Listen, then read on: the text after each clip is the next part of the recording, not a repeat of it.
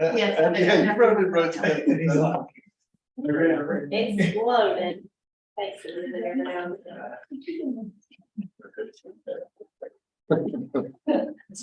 right, we're good.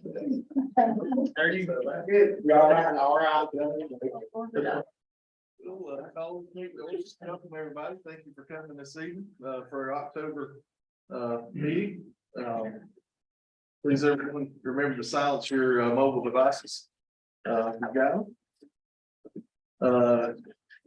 Commissioner Pitt, do the invocation, please.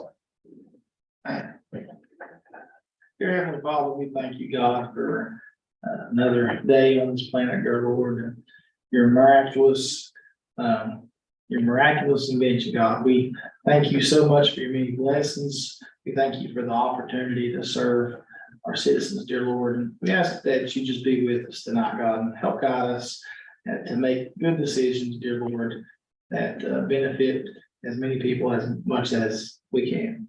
We thank you for your Son, dear Lord, that died for our sins. In Jesus' name I pray, amen. Roberts, you please pledge allegiance. Attention, salute, pledge. I pledge allegiance to the flag of the United States of America, and to the republic which stands one nation under God, indivisible, with liberty and justice for all. Everyone, please make yourself aware of the ethics awareness and conflict of interest reminder. Do you have any conflict of interest this evening? Hearing none, we'll move on to additions or changes to the agenda. Any additions or changes to the agenda this evening? Mr. Chairman, we need to add 11H, the authorization to issue new RFQ for procurement of engineering and design services, Mitchell County Recreation Center. And 11I, Young and McQueen change order approval for the athletic field leveling. Have a motion that we add 11H and 11I. Do I have a second? Second. All in favor, vote for the usual sign. Motion carries. Everyone, please make note of that on your agenda. We'll be adding 11H for authorization to issue new RFQ for procurement of engineering and design services for the Mitchell County Rec Center, and 11I, Young and McQueen change order approval for the athletic field levy. Do I have a motion that we adopt the agenda? So moved. Second. Second. All in favor, vote with the usual sign. Motion carries. Next item on the agenda this evening is the approval of the September 19th, 2023 minutes.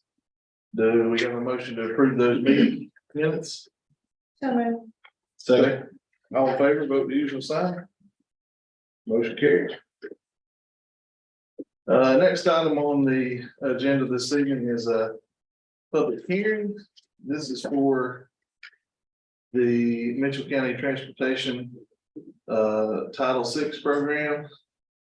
Or is that Title IV? It's that you were to sign and approve the Title VI, but you're also supposed to be approving and signing it. That's under items for discussion. But we have to do the list. We gotta open But the that's public. what the public hearing's gotta be for on the grants, along with Title VI. Do I have a motion? We open the public hearing. So moved. Second. All in favor, vote with the usual sign. Motion carries. Anyone here this evening would like to speak on the County Transportation Title VI program? No, on the public transportation, the public hearing that's in the paper is on my grants. Public hearing notice that's in the papers on my grants. And it's on my 5311, my 5310, and the, this is what's in the paper. So you're supposed to be approving it. That's what the public hearing is on. Okay, so the public hearing, will be held on the proposed 5311 and 5310 community transportation program application to be submitted to North Carolina Department of Transportation no later than October the 6th. Public hearing is being held currently at Mitchell County Board of Commissioners meeting. Anybody here to discuss that? Do I have a motion, we close the public hearing? Second. All in favor, vote by the sign. Thank you. Next item on the agenda this evening is item 10A, employee of the month, and I think County Manager Yes, Cook is going to recognize Mr. Danny. I want to recognize Mr. Danny Honeycutt as the employee of the month, and since he's a department head, I figured I would speak to that since he works under me, and Danny's always been good. But whenever I would call him out, he gives me feedback. Whenever I ask him or task him to do something, he's always doing that. But Danny's went above and beyond here lately.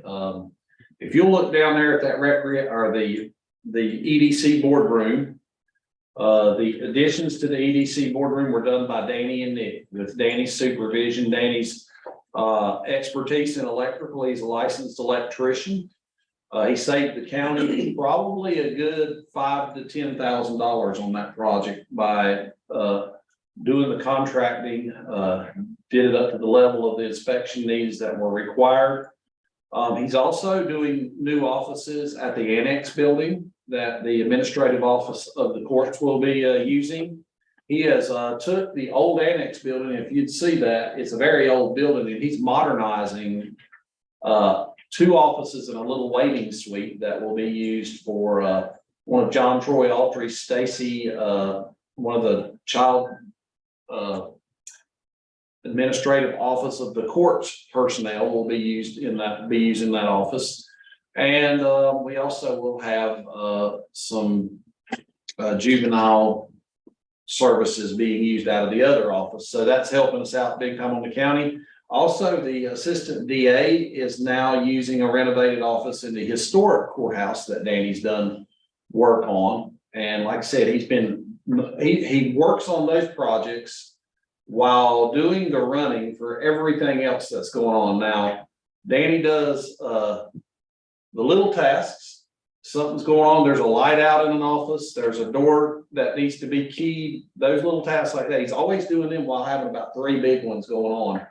Lately, I've been having him work over at the Alta House where the fire was. And so in the month of August, he quickly responded, installed a new conduit, new wiring that was melted in the conduit, and got the compactors running again within about 5 days of the fire. Now, if I'd went outside and tried to contract that in and get a licensed electrician to turn a turnaround on that, that would have been very difficult for our citizens to have got that quick a turnaround. So many things Danny does, but he is a very good worker, and he works really hard for the county, and we really appreciate Danny. So Danny, come on up here. I know Commission Board would like to recognize you, and God bless you, Danny. Thank you. God bless you for getting those compactors back to running. I've been in office for 5 years, and I don't know that I've ever had more calls on anything. Guaranteed that is the That busiest recycling center. place So, in Mitchell County. thank you so much for that.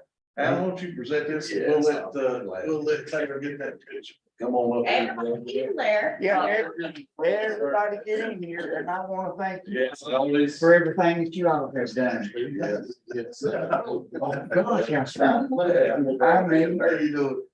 I mean, you all give us a 5% raise, and we only ask for 3. We got 4 days a week now, and we got a 37.5-hour shift. So, Buddy, are you hired? That's a pretty like you're what are you running for? That's a good place. Buddy, we'll get a picture up here with this gentleman. see everybody?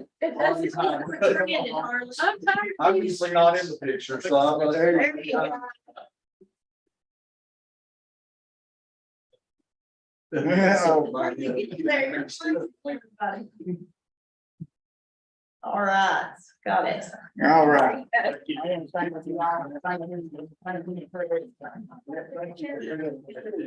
Oh. Let's hold off on that. But thank you again, and thank all of that. Appreciate it. One more time. Hey, thank you, God. Great handshake over there. Well, I'm gonna go and change my clothes and be animals, man. Yeah. Appreciate you, brother. Thank you Thank very you, much. and you're welcome, and I'll see you, I supposed to be at 10 o'clock in the morning, Max calling me. So we'll get that hammered out. Good. Danny brought this electric chainsaw. I've never seen such a thing. We cut some trees down up on the courthouse here, yeah, that thing. And You just whip through it, it didn't made a believer out of it? me. Yeah, please. That's really good. Yeah, great energy, I brother. thought, what on earth, had a battery on it? Yeah, and it lasted all day. Well, you wore them out. Well, thank you, everybody, and thank Thanks. everybody here for putting up to me. We don't want you to have a big head now. You still have to call and answer the first time. It's the first time. I'll take care of you, girls. He takes care of it. I think he spends a little more time at DSS, but that's all right. I've got 8 offices going on with there right now. Looks like machine guns been through the walls, they got some many holes. But, we'll get those up and going probably next week. They'll be gone again. Well, thanks again for everything. Next item on the list this evening is, the tax collector's report. Ms. Jessie. Oh, yeah. I'll be brief tonight. Got our collections You used pretty going. brief, it'd be hard to get brief. Pretty quick. The total collected for September was $886,122.17. So we're continuing on. We're progressing. You'll like the numbers in November, December better. The payment agreements have 54 taxpayers, total $90,000 balance. So we're working on those regular. And the 2 foreclosures that I presented to you last month, they're in upset bid period right now, which is good until October 10th. And then I'll have another one in November. So that's where we're at with foreclosures. Are those the in-rents or are they traditional? They're traditional mortgage, yes, and, you know, turnaround steps handling those. So we're moving right along. Thank you. That's makes sense. Thank That's you. what we like to hear. See you next Any month. questions for Jesse? Anybody? No. Thank y'all for next on the agenda this evening, so I'm on the High Country Council of Government Board, and, you know, I usually try, on our second meeting of the month, I always try to bring information that I get from our Monday meeting to that second meeting to share with you guys. But just for some of the board members that may not know 100% of what all the High Country Council of Governments does, I asked Julie and Phil if they didn't mind to come down and just kind of present, you know, some of the stuff that they got going on. And I think you guys are pretty aware of all their things, but, you know, if nothing else, let's get you some FaceTime with Julie and Phil. And even though Phil is, he's on that home stretch that we all dream about. So, you know, when's your last day, Phil? January 10th. January 10th. So congratulations. How many years? 28. 28 years. That's a career. Still waiting. It's understand. But yes, Julie, if you'd like to come up, we appreciate it. Well, good evening. I will not be that brief, but I will be as brief as I can be. Mr. Harding, we're calling out, there may be a little duplicate information from last week, That's but okay. there's a new handout, which is a different one in there. Some extra. I think. Appreciate it. Okay. So I kind of just wanted to give a high level overview because we do so many different types of programs that there may be some things that we are involved in that you weren't aware of, or, you know, someone that might benefit from the services that we offer that would be helpful. So I'll kind of do a little quick overview, and then Bill will talk about some of the specific projects that we've worked on recently and some of the grants that we regularly work with. So thank you for having me, Commissioner Chair and Commissioners. Julie Wiggins with the High Country Council of Governments. So the handouts that y'all have in front of you are just mostly just some resources. So we've got our our brochure, which is just an overview of the types of programs that we offer, the different departments. Our annual report at this point is feeling pretty dated, but they haven't finished our audit, so when we get our audited numbers, we'll be able to update this. I think this one's pretty important. We do this every year, and we do feature the specific projects that we've worked on, grants we've leveraged, or clients that we've served, or employers we've served, job seekers, et cetera. We also have our revenues and expenditures on the back. But one number in particular, because it went up even more for this particular year, is our return on investment. So I'll take just a moment to talk about how our organization is funded. We're mostly funded with federal dollars, federal grant dollars. They generally go through the state. We do get some state money. And then we get local match, and it's a relatively small percentage of our budget, but it's absolutely crucial for us to be able to leverage the federal grants. So we like to try and calculate what we pull in from our grants, what we leverage, and calculate a return on investment, which was $80.42. So we felt proud of that number. And then lastly, just kind of a snapshot, and it does include, this isn't just for the past year, but includes some selected projects. So grants we've leveraged, clients we've served. We tried to be brief in some areas like aging, so I can certainly break down those numbers for you all more if you want to see. And on the back of the third handout is everybody that works at the COG and how to get in touch with us. So as I go through a little bit of the overview, if there's somebody you want to reach out to directly, you can feel free, and you can always certainly reach out directly to me. So that's just some reference materials, but I'll go into a little bit of the history. COGS were formalized at the federal level in the 60s. High Country formalized in 1974. So we've been around a while. And I think importantly for you guys to know, we act as really an extension of your staff in many ways, particularly through the planning department. It's not just that we help write and administer grants, but we'll write plans. And Phil will go into the details of things that we do or have done. But I think that that's an important thing to emphasize as to what our organization does. And then we also provide federal funds by way of regional programs, and then also directly to the county in different ways.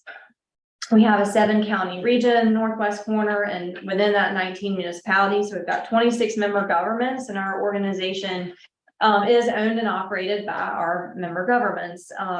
Chairman Pittman serves on our board, and Commissioner Masters serves on our Rural Transportation Advisory Committee, or our Transportation Board. And there are different ways that you guys interact with our organization locally by appointing different members of different committees. But without going into all that detail, there are a lot of different ways that we interface with y'all. We have 4 main departments. We've got the Aging Department, or the Area Agency on Aging, the Workforce Development Department, Planning and Economic Development, and then kind of a temporary department, the Economic Recovery and Resilience Department. And Phil, again, will cover the programs because they're very planning related, but they're a little bit tied to COVID and recovery. So I'll talk a little bit about aging and workforce. A few of the programs that we offer that I wanted to feature, we do more than this, but we've got the Family Caregiver Support Program, and that's important for unpaid caregivers that provide care to their loved ones.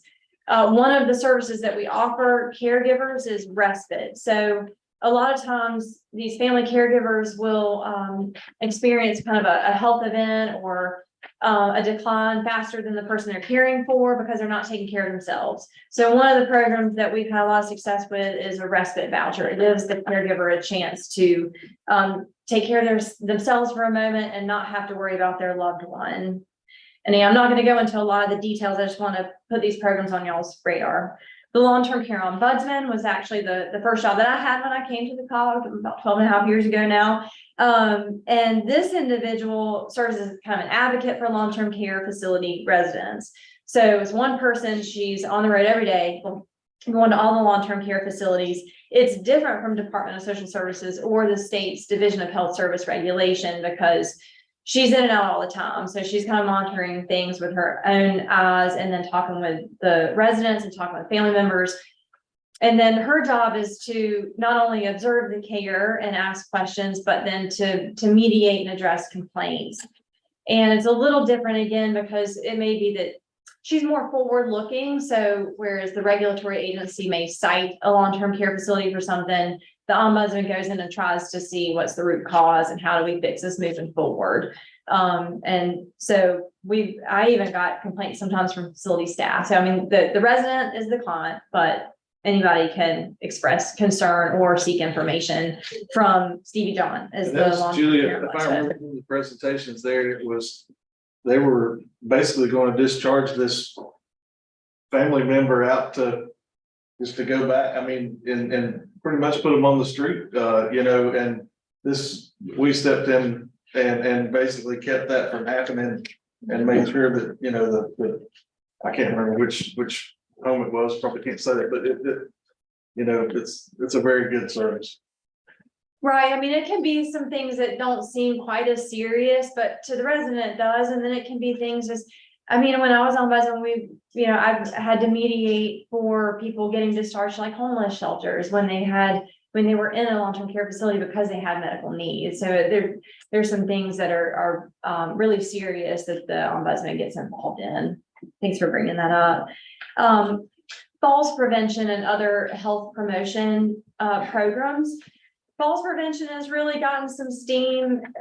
When an older adult falls, a lot of times that's kind of the beginning of other issues. Maybe they become scared to walk and then they fall more, et cetera. So there are things that can result after a fall. So our goal is to try and help prevent the falls. And we have programs that have been studied and shown to be effective at doing that. So much so that we partnered with App State and co-wrote a grant. We were awarded a 3-year grant to implement the Tai Chi for falls prevention and another course called A Matter of Balance. And the neat thing about our partnership with App State is they come and do a pre and post. So they send students or staff, faculty, et cetera, to go and assess the participants at the beginning. And if they complete the course, then they can see the benefits at the end of the course. And that really gets people to stay in the class, and then they get to see how they've improved. So that was a special grant that department worked with App State on. It's pretty neat. But there's a lot of other programs like that, but that one was one I wanted to feature. And then lastly, we work with the Mitchell Senior Center. We provide a direct allocation to Mitchell Senior Center. Y'all are, I'm sure, familiar with Home and Community Care Block Grant. And that kind of originates is the Older Americans Act at the federal level, and the state does provide funds to support that. Obviously, the Mitchell Senior Center does a lot of really cool programming, and they've got a lot going on over there. But where our funding comes into play is typically with the core services that a lot of people think of. Congregate and home delivered meals or meals on wheels, transportation. It can be to the senior center, sometimes to medical appointments, and home aid services. Switching gears to workforce development, another one of our programs. This department is funded by the Workforce Innovation and Opportunity Act. And the intent in this program is to serve employers, employees, and job seekers and youth in different ways. So I'll talk, let me say first that we do this largely by partnering and contracting with local providers to be local, and here in Avery, Mitchell, and Yancey, Mayland Community College is the provider, and Pam Wilson is kind of the lead in that effort, and they do a really great job year over year. They serve a lot of people and do it creatively. So that's our local provider here, but we work closely with them. And okay, so on the employer side, make sure I'm not getting ahead of myself. We do kind of what you would think of that we would do with workforce development. We help employers with job recruitment. We'll do job fairs, and we try and do those in creative ways because we know we can't really do sort of the traditional job fairs anymore. So they do that in a lot of different types of formats. But some of the cool programs also that we offer are subsidies for on-the-job training. So if an employer wants to bring someone on, they don't really quite have the skill set, we can, through our traditional on-the-job training, offer about a 50% subsidy, I think, for around 6 months to subsidize the employer to bring someone on. And so it's a benefit to the job seeker, and it's a benefit to the employer. And then we have full subsidies for youth internships. And then we also have funding for incumbent workers. So if there's a new software or something like that, that an employer needs to implement some training, we can help subsidize those costs. I know I'm going through this really quickly, so if y'all have questions, definitely stop me. But my point here is that we have some direct funds to help the employers in the area. On the job seeker side, those on the job trainings obviously benefit the job seeker too, because they may be getting a job that they wouldn't have otherwise gotten. The internships is obviously a benefit. But we also try and help the job seeker find employment that would be suitable for their skills. So we work directly with job seekers. And then we can also help with the training and certification costs for a job seeker to get upskilled, as they say, into a different kind of work that would better suit their needs, or just be a different track, new opportunity for them. Let's see, and Malin, I wanted to make note because Misty would want me to make sure I emphasize that Malin really has done a great job overall, but they've been really successful with these what they call work-based learning. So the on-the-job training, the internships, they've been really successful at the placements in those programs. And we do have 2 ARPA funded grants, and one of them I wanted to mention is probably something that we'll see, not necessarily recurring funding for, but opportunities for grants in the future. The first one that was funded with ARPA, though, is really kind of an expansion of on-the-job training. So if y'all know small employers, 25 employees or less, then they're eligible for on-the-job training with a 75% subsidy up to 6 months. So if y'all know of any small businesses that could benefit from that, they just have to enroll in WIOA. So again, on the back of that third handout, contact me, contact Misty, contact whomever, NC Works, TAM directly, to make sure that they're aware of that. It's apparently a pretty easy process for them to go through, but that's a new grant for small businesses. And the second is a recovery grant, and this is intended to provide wraparound services for those in recovery trying to get back into the workforce. And this is a topic we're seeing a lot of conversation around. How do we better support individuals in recovery? And we're working with the experts in the different counties. So Hope House here in Mitchell County, we're trying to work with local experts to make sure that we're all partnering to pull in our resources to support these individuals, to get them the services and supports that they need to be able to successfully re-enter the workforce.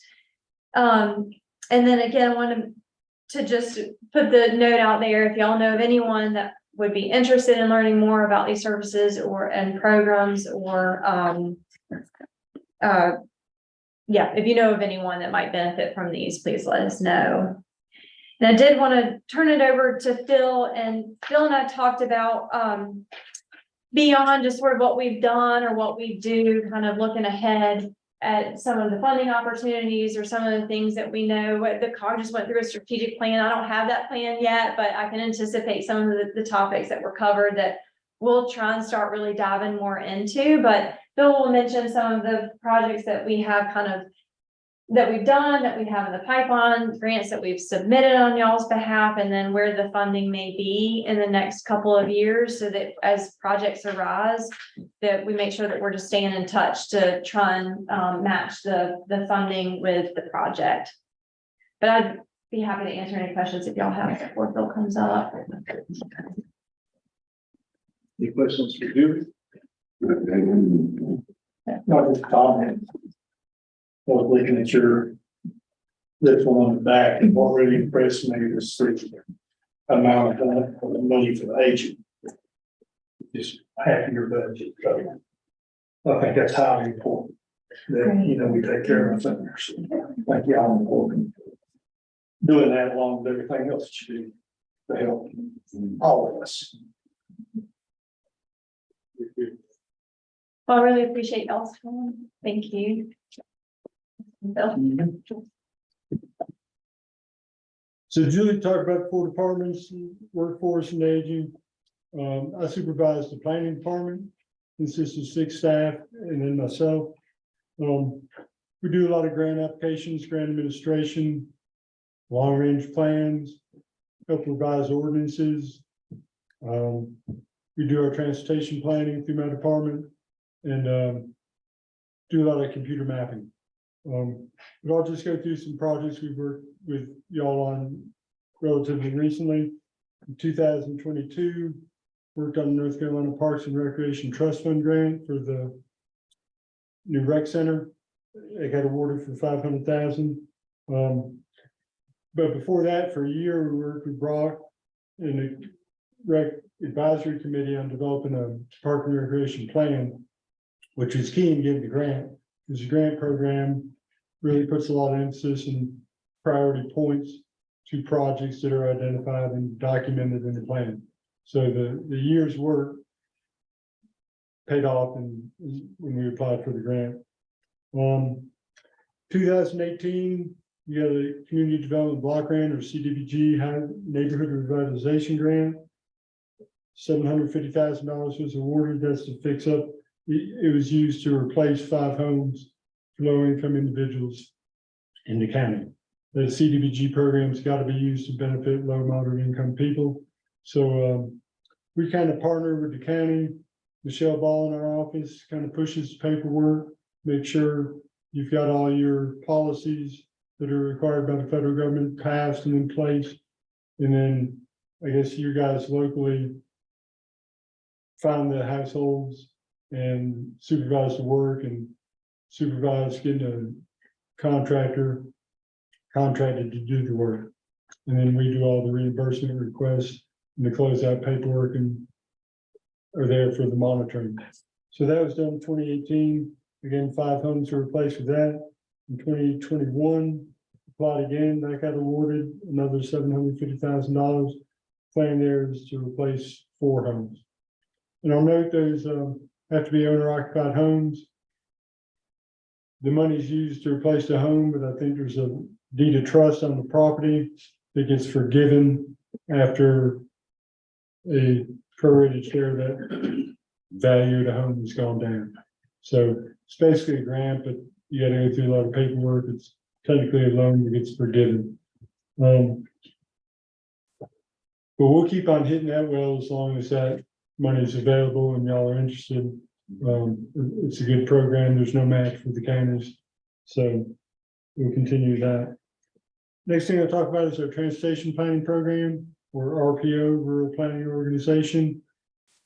Alan's on the coordinating committee for that.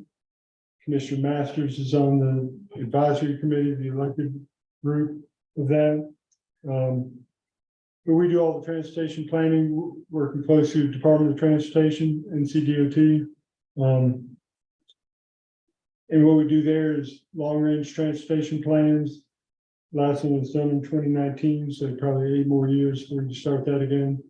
But then probably more relevant to you all is every 2 years, we help y'all advance projects through Department of Transportation's process to get included in the STIP and get funded and scheduled. So every other year we ask for new projects to be considered. And then on the off years after that, we ask for your priority projects. So the new projects that you just submitted recently were improvements 226 from Bakersville to Red Hill, and then 19E through Spruce Pine, adding median and sidewalks in the stretch of 19E through town. In May of next year, we'll ask you for what your priorities are.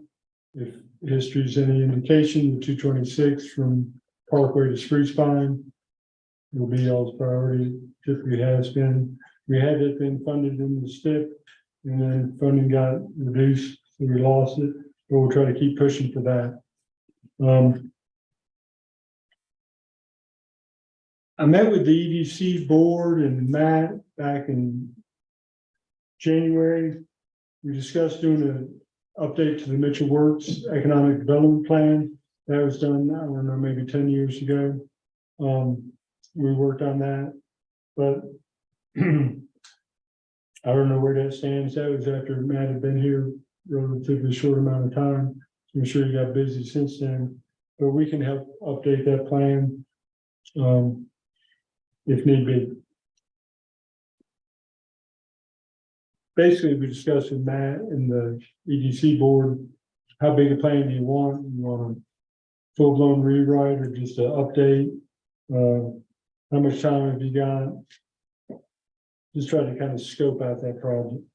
But again, we're still happy to work on that. In 2021, worked with you all in Yancey County, developing a memorandum of understanding to work on a joint industrial park. I know some focus has changed since that time, but I mention it because the framework's there. If it ever comes back up, kind of got the legal document in place that would establish a committee to look at a joint industrial park or single pieces of property to market for industrial use. And it outlined what the interlocal agreements would look like between the counties for marketing and filling those sites. Currently looking for funding for design and study for the Bowman Middle School property, just to see, I guess, some site planning and best use utilization of that structure. Got meetings on Thursday with two groups, Dogwood Health Trust and an outfit out of UNC Chapel Hill, and try to see about funding. And we'll talk with folks at NC State. They oftentimes do free architectural renderings. So Alan, I'll let you know how that pans out. I also mentioned we did a greenway plan for the county about 10 years ago. I just want to mention it's still being used. So when we do a plan and it gets used, I got to mention it because it oftentimes doesn't happen. So the greenway plan is still being used. Starla McDowell is making progress on the Over Mountain Victory Trail project, and she refers back to that plan, and that gets recognized when she's asking funding agencies for money. So similar to the Park and Rec plan we did, making a difference in getting the big grant. These greenway plans and other plans we do make a difference in obtaining funding for projects. Also, Julie mentioned the strategic plan that's currently being done for High Country College. Just want to thank Alan for coming up. He was a member of a focus group that met with the consultants that are doing the plan. I appreciate your input on that. He was telling, I don't know what he said, we weren't in the room. He was telling whatever we did right or whatever we did wrong, but we appreciate the input regardless. Whatever you did right, y'all, we appreciate you. Thanks. So that's it for lately for the county. We also do a lot of work with the towns in Spruce Pine and Bakersfield. Town work, we do a lot of water and sewer work, grant application, grant administration for improvements to water and sewer systems, mapping of the town's water and sewer systems and stormwater systems. They recently, just for folks' information in the county, so Yancey County recently got a, how big was the grant that they got for the water? It's like 3 million, I think. 3 million something. So Spruce Pine, we applied for that here in Mitchell County. Unfortunately, we didn't qualify for it because of the water rates that we charge, because our water rates are so low. We didn't meet the minimum threshold. There's a couple other things, but I think that was one of the biggest things. So, appreciate you guys trying to go get it. Appreciate the town of Spruce Pine working to try to get that money for the county.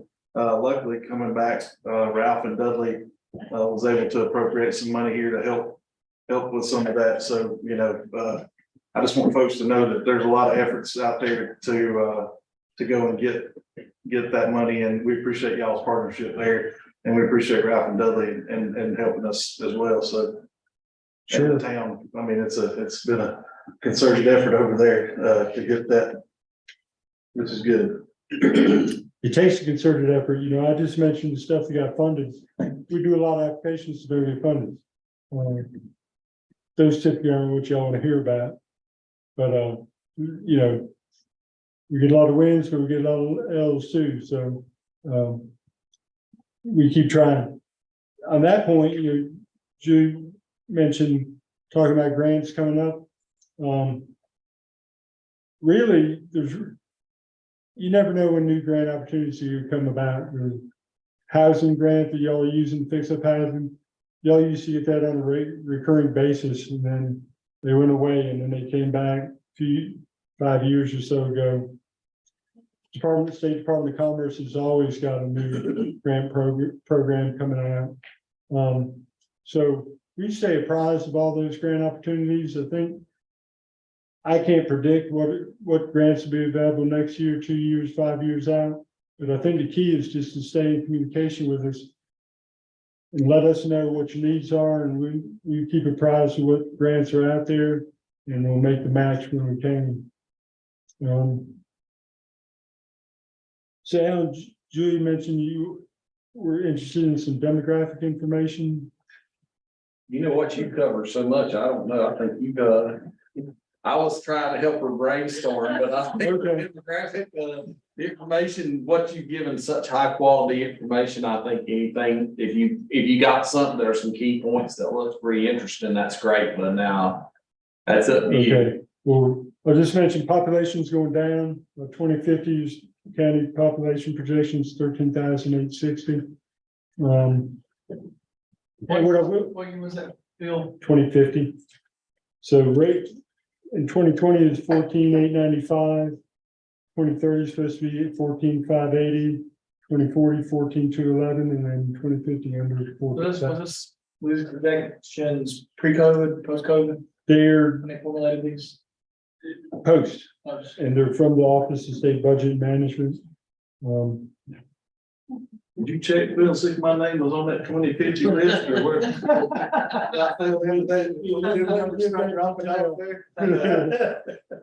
Put me about 75, You're on. We're looking pretty good there.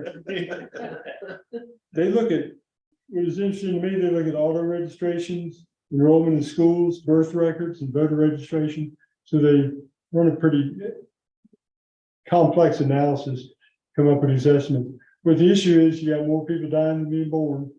You got people moving in, but it's less than that Is that, difference between births and deaths. how's that trend compared to your urban areas? Like, I know you have some urban areas. How's our trend in decline population compared to like maybe Watauga? For our 7 counties, Mitchell, Avery are losing. The rest are holding pretty solid, except Watauga is growing, it's slower than you think. What the issue is, and you see more traffic, you see more houses getting built, which you got a second homeowners and vacation. So, you know, what we've done with other counties before is looked at building permit data and census data that tracks housing by owner occupied or rental or seasonal. And that'll give you sometimes more accurate picture than just these raw numbers of people. Because people may stay up here a lot, but where they are on April 1st is in Florida or Charlotte.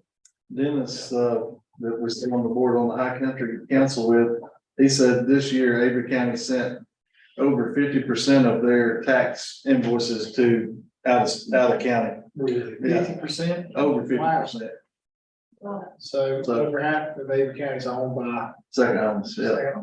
Ash County is saying. I'll just put a plug in on our website at the top where the counties are dropped down. You can pull this information as well. So just kind of put a plug in for our site if you want to look at some of the other information that's available. Okay, thank you.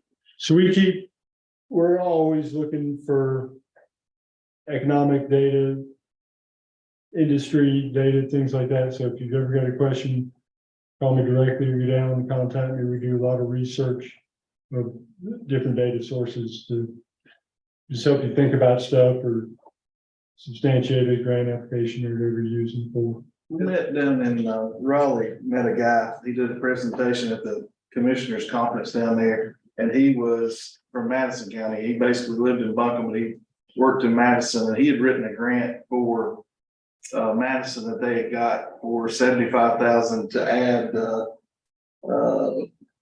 you was in there with me. It was Wi-Fi for Marshall, the town of Marshall. And I've got his contact information because he's like, you know, hey, there's still money out there. I'm not sure if it'd be interesting, it'd be a good one for us to look at for Spruce Pine Bakersfield area. Both I'll get that contact and see if I can. Matt, yeah. Yeah, You can have it if you need it. I've got it. I've got my wallet, actually. Let us know, because we've had success with a handful of our towns getting Appalachian Regional Commission grants for the hardware and 1 year service for the downtown Wi-Fi. I will send you his information and Okay, because he was very willing to share and help, and he was very, very nice guy. Corey in our office kind of become the resident, like broadband expert too, so. we'll Be a good person familiar to at with- least touch with and see if there's some opportunities there for other counties. this Wi-Fi is so expected now, you know, if somebody comes to visit, they don't have Wi-Fi. Yeah. That's the people just- biggest thing, that's the biggest thing they'll remember, you know, it's crazy. But it's an important It's a cell piece of phone. infrastructure, yeah. So any questions on any of those projects or anything else we do? I want to thank y'all for connecting us on a CR or a carbon reduction grant through DOT. We put an application in, we'll see if we get it, but y'all's facilitation and connecting us on that Commissioner Masters and move that forward, and we're hoping we get it. I'm glad you mentioned that, it's on my list, I blew right through it, but, or past it, but yeah, it's to build a sidewalk from 226 to the high school, That one, we appreciate your help. certainly. All right, thank you all. Thank you, guys. And I'll say this, thank you guys for coming down, and you were welcome to leave. I know you guys got a long time to do that. We appreciate you, yes. I'll say before they leave, the COG does the locally coordinated plan for transportation. Without that plan, there's one of my grants I could not apply for, and that's the 50-10. And I have to have that locally coordinated plan attached to that grant. And that's what helps the senior center do all their traveling. And tonight you'll be approving that grant for $33,944. Also, David Graham helps me with the stats for, this is a federal plan that has to be done. Without that, I could not get $640,000. That's for transportation. So without their help and their stats and David Graham, and I could not apply for any of this money that I'm bringing to you tonight. So I always appreciate their help and David Graham's and all these plans that you do. So thank you. Thank you, that's completely unsolicited, by the way. I don't know what you guys are doing. Wasn't for them, we couldn't apply to the feds. Well, thank you guys so much for Thank coming. Yeah, we appreciate your time. See you. Next thing we got on the agenda this evening is the Mitchell County Transportation. let's see. Several things. Yeah, there's a few things in that, so I'll let you. You're gonna give us the straightforward, short version. Absolutely, I always do my best. And I told Taylor, the mistake on the agenda tonight, I will accept the responsibility for that, because I sent her a lot of stuff in one email. So I understand how the confusion happened, and Taylor, I'm sorry, that's my fault for sending probably too much in one email. But the public hearing was on my federal grants that I apply for, that's and state and local. So tonight you need to approve the local match for my FY 25, my 5311, which is our admin grant. And the total amount of that grant is $150,781. And the local share on that one is 15%, and it's $22,617. And you should have all that in your packet. And you should see the local match, which will need to be, there's several things that Steve will need to sign off on tonight as far as my grants, and then the Title VI, which we'll discuss in a little bit.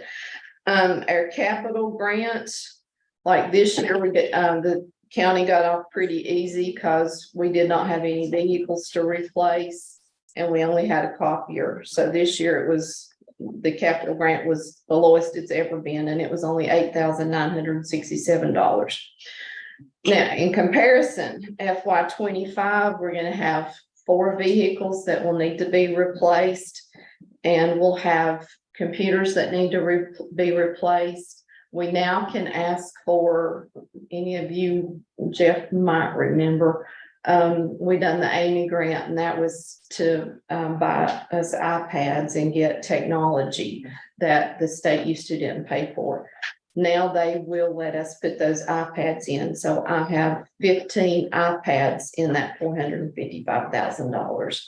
I have a laptop and 2 desktops and 4 vehicles. So that's the reason why that one is so high.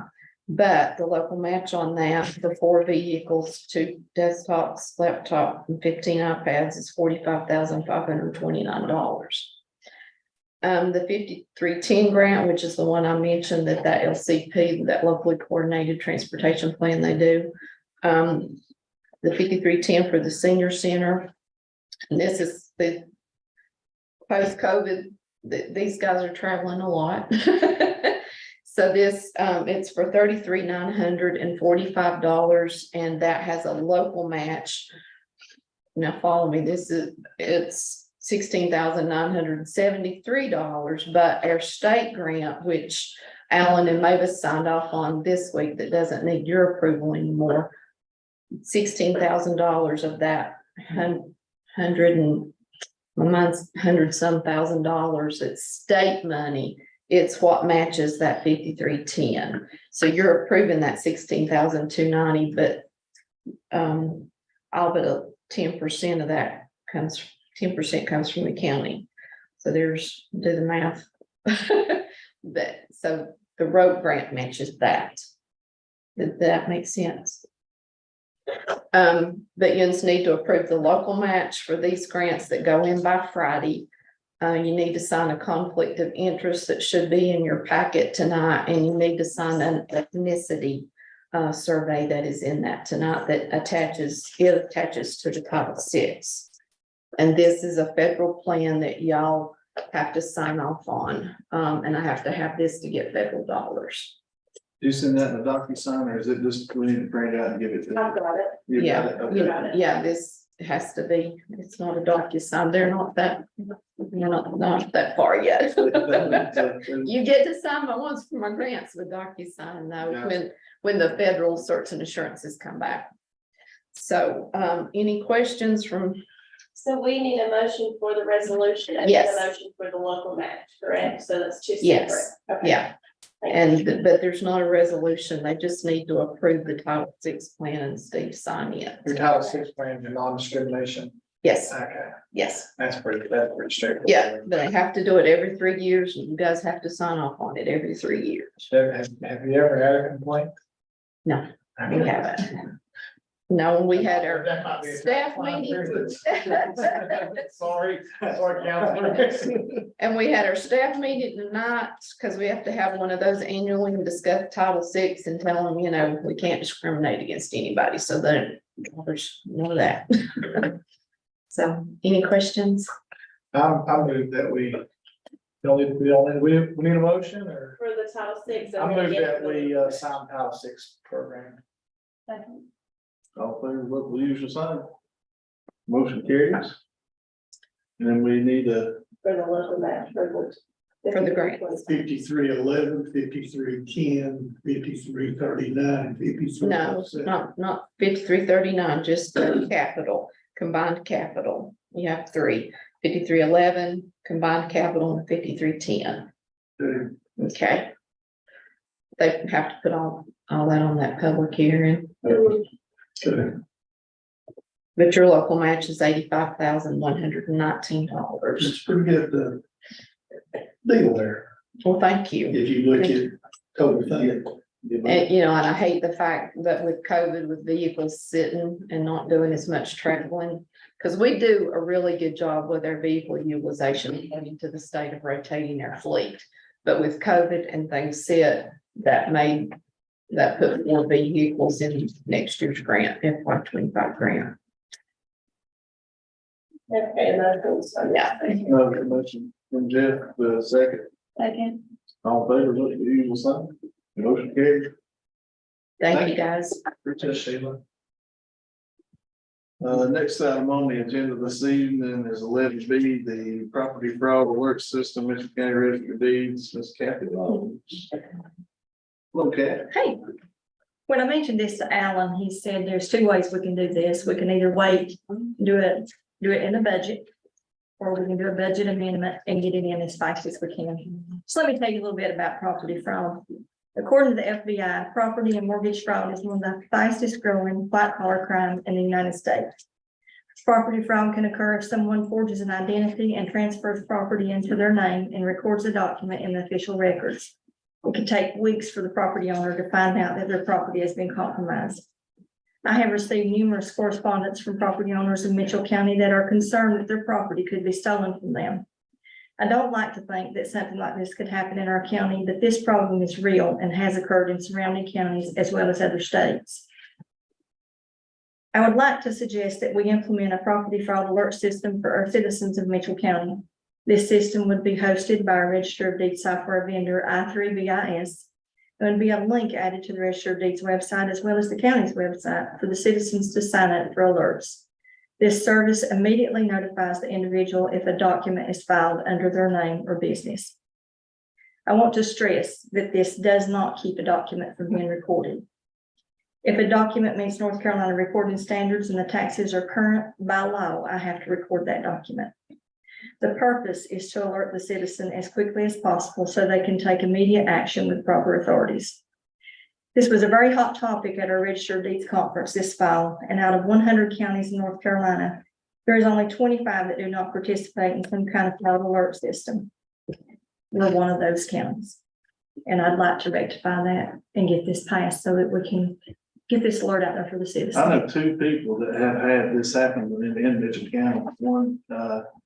One came from, but they had an email from a law office that was doing the closing, and they sent them a check because they thought it was legit from, and then there's another one, he moved all kind of money and did everything and got something transferred, and it got, the document got changed. But it was before, they caught it before. Yeah. But I know two people that's affected, so. It's a big thing, and I didn't think it, you don't want to think stuff like that happens here, Yeah. but it can. It's a matter of when, not if. Yeah, Yeah. that's it. How's that happen if I'm assuming all those transfer documents have to be notarized? Sure. So how are they? I believe Mr. Edgar can answer that for you. It's a growing problem, people do these kind of things underhandedly and they try to pass them through without the property owner ever knowing about it or with very minimal notice. So I'm glad to see you bringing this up right now. So I would rather do it now.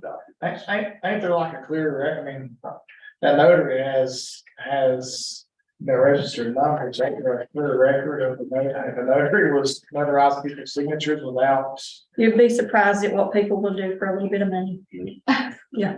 So Miss Kathy, is this, do you register the citizens or do they No, register? they have to They'll register actually themselves. go on, just sort of like they do with the hyperlink. They Yes. go on and put they would go on, put their name, they could put their business name, their individual names, and they would have an email. Now, what concerns me is If you right put the now, you can't do a phone number. Okay. It has to be an email. So it's a concern for your older folks that Yes. don't have email, but maybe they'll have some family member that could do that for Well, I them. think Kathy out of the senior center could help her. Yeah. help. Yeah, she did. So how much does this software cost? It is $2,000 to start up, and it's $200 each year after that. And as I said, it would go through our vendor that we already currently have. Is this the same vendor for all the other counties? No, each county has their own different one. I mean, certainly the ones that have this software will have that because it's integrated in with their system anyway. There's other vendors out there that do this, but Yeah. I'll entertain a motion. Can we do you have the contract that we can review? all I have is a sales quote. Just a sales Is a sales quote. That's all I've got, and you're welcome to look at that. So basically switching a switch on her system. Yeah, it's basically all it is just putting it into place. And then we could work with David to get it on. Where we've got our links now that will go to our website. He could add that to the county's website. I'd be inclined to support it, and see what kind of participation rates we get this year. I mean, if you had thousands of property owners sign up for it, I think it'd be Work out Just- there. yeah. The main cost is gonna be your startup, which is $2,000, then $200 each year after that. Folks, that's cheap. That's cheap compared to what you could get into. It's not a whole lot of money to lose everything you work for. Yeah, and we can run a little ad in the paper, and give some instructions to how to get to that, just to get that information out We could there. do a press release, Alan mentioned a press release in the paper, you know, we could put on our website. Its usefulness, though, would depend on people signing up. You gotta sign up. You've got to sign up, that's the key, you've got to do it, but we put the ball in their court when we do this. And then Kathy can remind them when they come in and Yeah. file something too. I Yeah, think that's she's- all we can do, I mean, it doesn't mean that the document doesn't get recorded, and I wish there was a way we could stop it, but at least we can deter it a little bit. With it. Well, if there's no more discussion, I make a move that we allow Kathy to, move forward with this. Second. All in favor? Thank you very much. Thank you, appreciate it. Next item we got this evening is the Cook engineering contract, I think. Yeah, The county manager will be talking about this. So, yeah, 4-9, I think Stan sent me a contract for, construction administration on the law enforcement center. It's a common thing counties do is they'll have some eyes to represent the county's interests on site at the, build sites of whatever it be. In our case, the law enforcement center. For blessed this contract, he said that he liked it. He gave Stan a few changes to do. I think bulking up the insurance a little bit, which he already had bulked up. And Stan went ahead and did those changes. This contract looks good as per the attorney. It would need the board's blessing to move forward with this construction administration contract. And I would recommend that we do so, just as we're under Moses contract, which is not our own, and we just want to make sure that we're getting our interests met on this. And I think it's something we do for the taxpayers to make sure we're being very wise with the funding and our use of this project. I'll entertain a motion. I make the motion that we contract with Cook Engineering and Inspection Services for construction observation on the law enforcement center.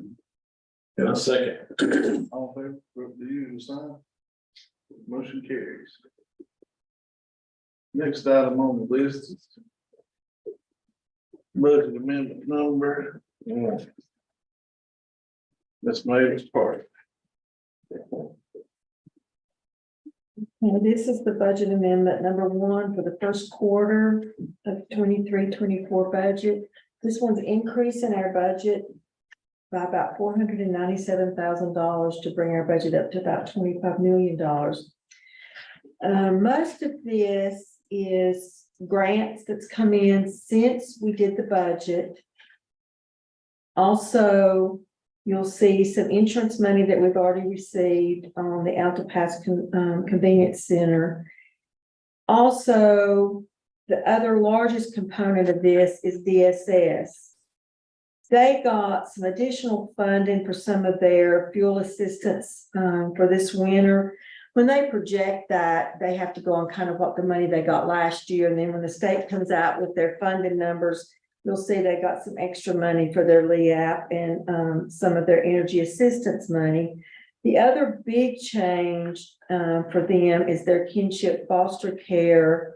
And I think that passed, was it in June of this year? So again, they didn't know about that until after the budget, till that portion of it passed.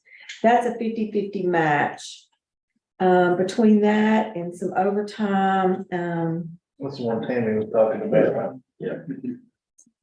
we had to dip into fund balance a little bit to balance this budget amendment. Normally, you would not do this early in the budget, and we hope that we'll come up with some money somewhere during the year to offset that. So basically what I did, we had appropriated about 241,000 to go into fund balance. The 1 cent, so what I did was actually reduce that a little bit by the 41,000. But what will happen is hopefully we'll have a little bit of surplus in there before the end of the year and we can make that back up. But to balance it right now, that's what I had to do because you're too early in this budget year to have any additional revenues. I appreciate you trying to protect that one.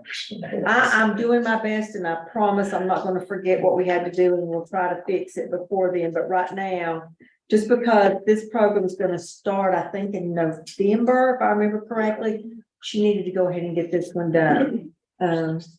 So that's what I have for right now on this budget amendment. So I'll need you to approve that one. Make the motion. Second. All vote. Thank you. Thank you. Next item is the Duke Power easement. Speak to that. Sure. All right, talk with Jennifer Bennett, and she is one of the representatives to our area for Duke Power. And they are wanting to work the grid over a little bit better. And one of the things they're doing is optimizing and updating some lines in Yancey County on property that Mitchell County is a 50-50 owner. So on the landfill area, some of the improvements, they're going to be running some lines through there. So we've got some right-of-way agreement that we would need to sign for them.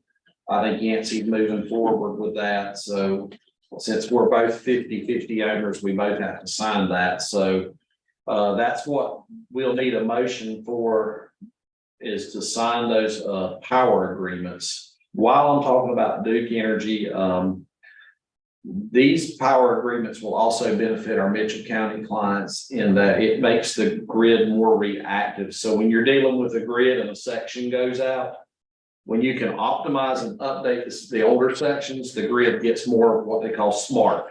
So when there's an outage, it reroutes around. So doing some of this work will help that grid be a little better optimized. And just in addition to this, what we need with a motion to pass that we move forward with signing the power easements at the landfill. Just want to let you know, Jennifer was very good about talking about what Duke Power does for our county and some of the grants that she might be able to work with us on, and is already working with. I noticed the High Country and DSS, I think, get some Duke Power initiatives. So, you know, we got that one on our radar should we need it down the road. So pretty good conversation, and just what they do. I want to say in the open meeting here, we appreciate Duke Power for the things they're doing in our area. I'll entertain a motion. Has four same. Yes, Okay. Bohr looked at this, and then I followed up with Austin just a second ago, and Austin was giving a couple things on there. Austin, if you want to speak to just some of that about. If I could, it looks like a fairly standard boilerplate utilities easement. I would just like the council to be reminded that once you give an easement, it's pretty much there in perpetuity unless both parties agree to do away with it. You can depend on where you put it. So looking at this, it looks like it's out toward the landfill, but I just want to make sure everyone is aware that if this easement is granted, it is going to preclude any further development in that area, at least for building purposes. The map's kind of tough to see. How wide are these? And I don't.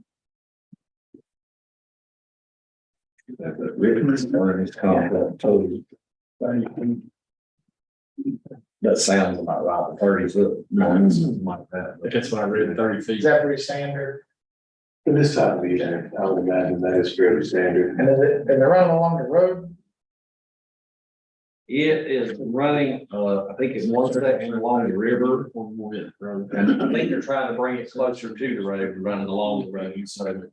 The underground is having to get back on there and start looking, rolling for the 30 foot right there. 30 foot for overhead, 20 foot for underground. Okay, If you look at your map, it'll explain each hole. yes, it's got it on the map right there. I see it in the map here. Yeah, I think what they told me, they were gonna bring it more in line with the road. Because that's better and easier access, because they can base off the road, it's just going across country in one section, they're bringing it in line with the road. Yes, it's all Foster Road, till it's Troll 3, then like. I mean, essentially, The one that kind of cut that U out right there. And initially, they talked about they were trying to bring in another section of line to liven that grid back in there. So that's some of them, a couple of reasons for that, but the ultimate reason is their benefit a little bit more in that area.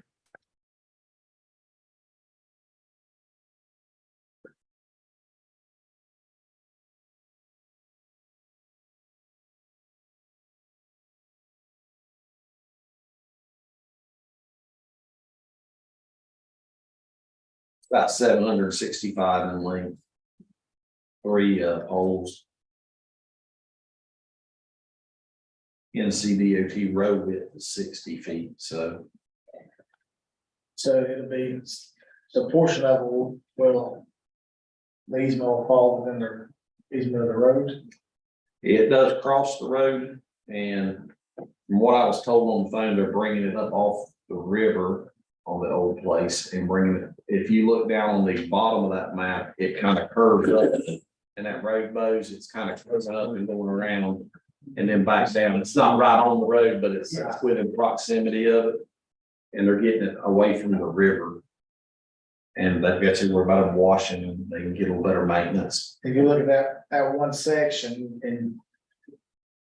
You imagine a 30 foot wide easement there and then come over to the landfill road, you've got an easement on the road. And you're essentially kind of giving away that rights of that whole section of property. It's hard to tell how big that is on this map though. Have you been on that road? The landfill road on every Friday.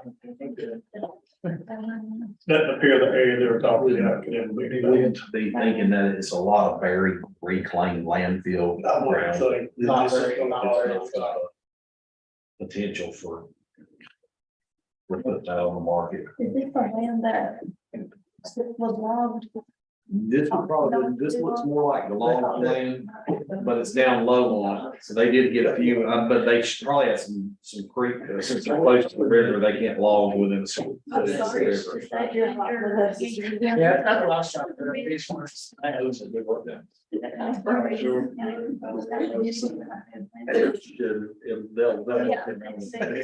want to see them. I can't see nobody. We built a planetarium out there. Look at you down there, but Little Airbnb down on the landfill. But no, I think, like I said, it's one of their things, they're just trying to optimize lines and it being on the landfill road, it's not an area, it's 50% like owned by the 2 counties on the Yancey County side. So, like I said, I don't know that it'll have much use. Me too, yeah. Me too. Who owns this part of the property? I'm weird about easements, just. I could probably bring that up. Well, I would ask a lot of questions if I was giving an easement on my own personal property, so I'm gonna ask a lot of questions. on this. Things that are forever. give me Yeah, you all hesitation. want- For me to kind of get with you on some information on that, I can kind of come back with you and bring to the. Yeah, I'm gonna take this. Okay. We'll get you some more. I'm not against it or anything. I just want to make sure that there's It's kinda hard no. True. I just want to make sure it's not going to affect any of the citizens, even though it's not Mitchell County citizens. I understand that. They have put a house, there's a new brother moved in on I'm not that. driving up there, so I can- That would be your, and what I'll do is, get on their Yancey GIS and look around surrounding people. I'm very familiar with landfill, we shoot out Yeah, there that's every cheap, week, right. yeah, so. But, I'm having a hard time envisioning exactly, it looks like the paved roads, so. This is down there, That's the the bottom, paved roads. lower, Comes in. yeah. Yeah, I'm just having a hard time envisioning this. So we need a motion to table that one. Brandon, I've got Brandon a motion to table. I take a second on that, I believe. Dave, was that correct? That's correct. I'll second. There you go. Next item we got tonight are the ag extension positions. That one is also So, our interim director, Brian Cave, is, on much needed vacation this week, but he wanted me to kind of put on the board's radar that, recently our FCS position came open and we want to move forward with refilling that position. So, that's an NC State position with a match, but the grant she was under is going to bring a little bit more of an allocation towards the county and it won't be shared.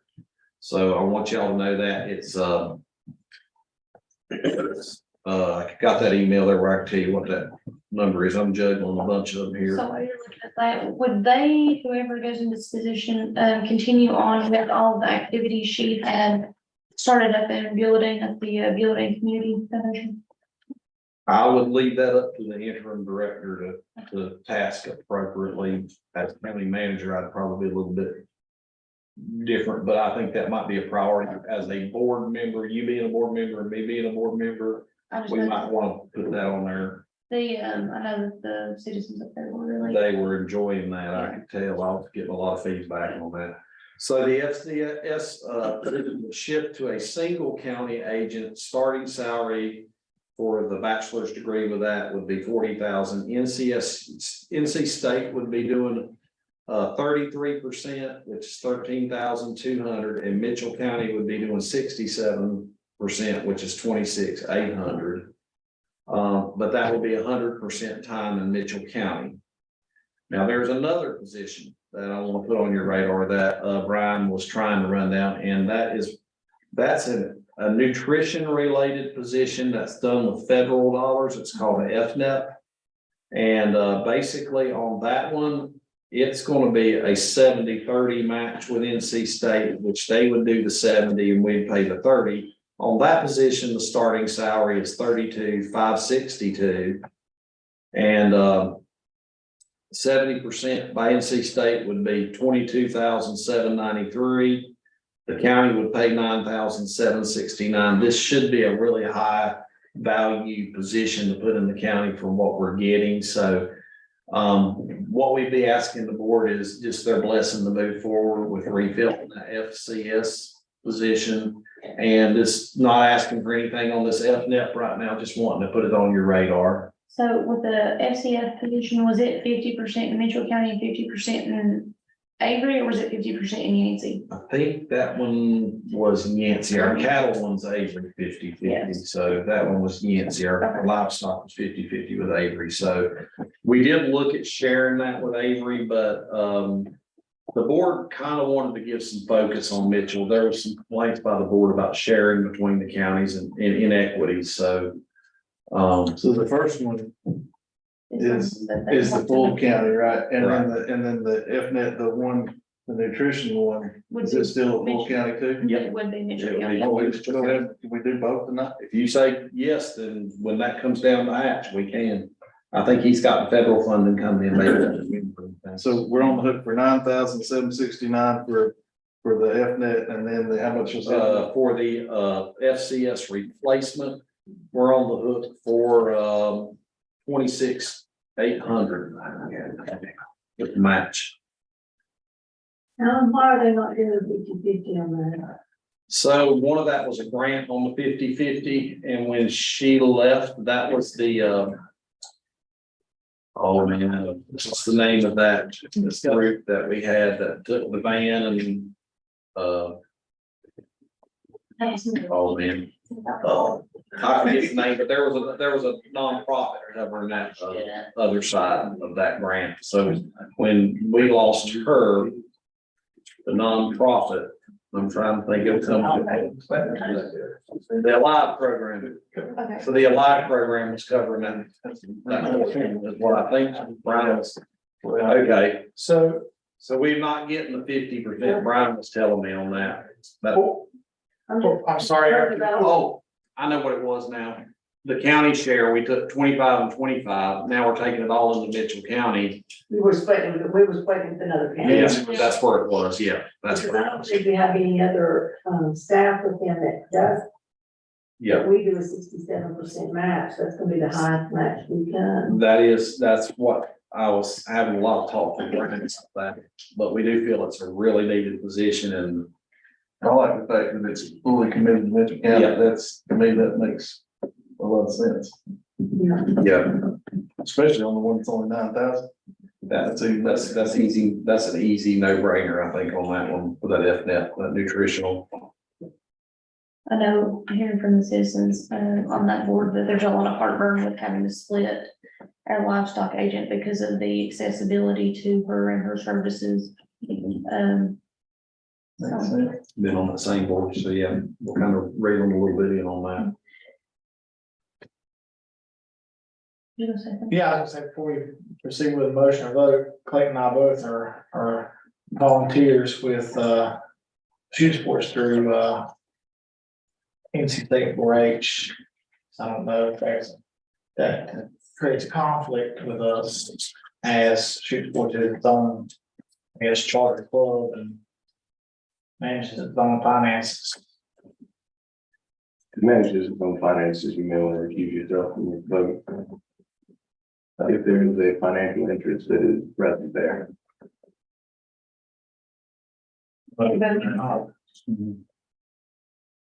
I'll make a motion, we move forward with both positions. The nutrition position and the livestock, 50-50 for the livestock, 70-30, 30% for us on the FCS and the FNet. FNet and FCS. Mr. Chair, you may want to vote on this petition separately. Okay. To separate those, it makes it a little cleaner. Okay, let's, I'll make a motion, we move forward with the FCS position, which is a 70-30 match. I second that motion. Okay. You do agree with that? Yep, I do. We had two recuse yourself from voting on that one, correct? Now I make a motion, we move forward with the FNet position, which is a 50-50 match. That's a 70-30 match. Or sorry, 70-30. You made the motion? Yeah. I second that motion. All right. Motion's carried. That's awesome. That's good.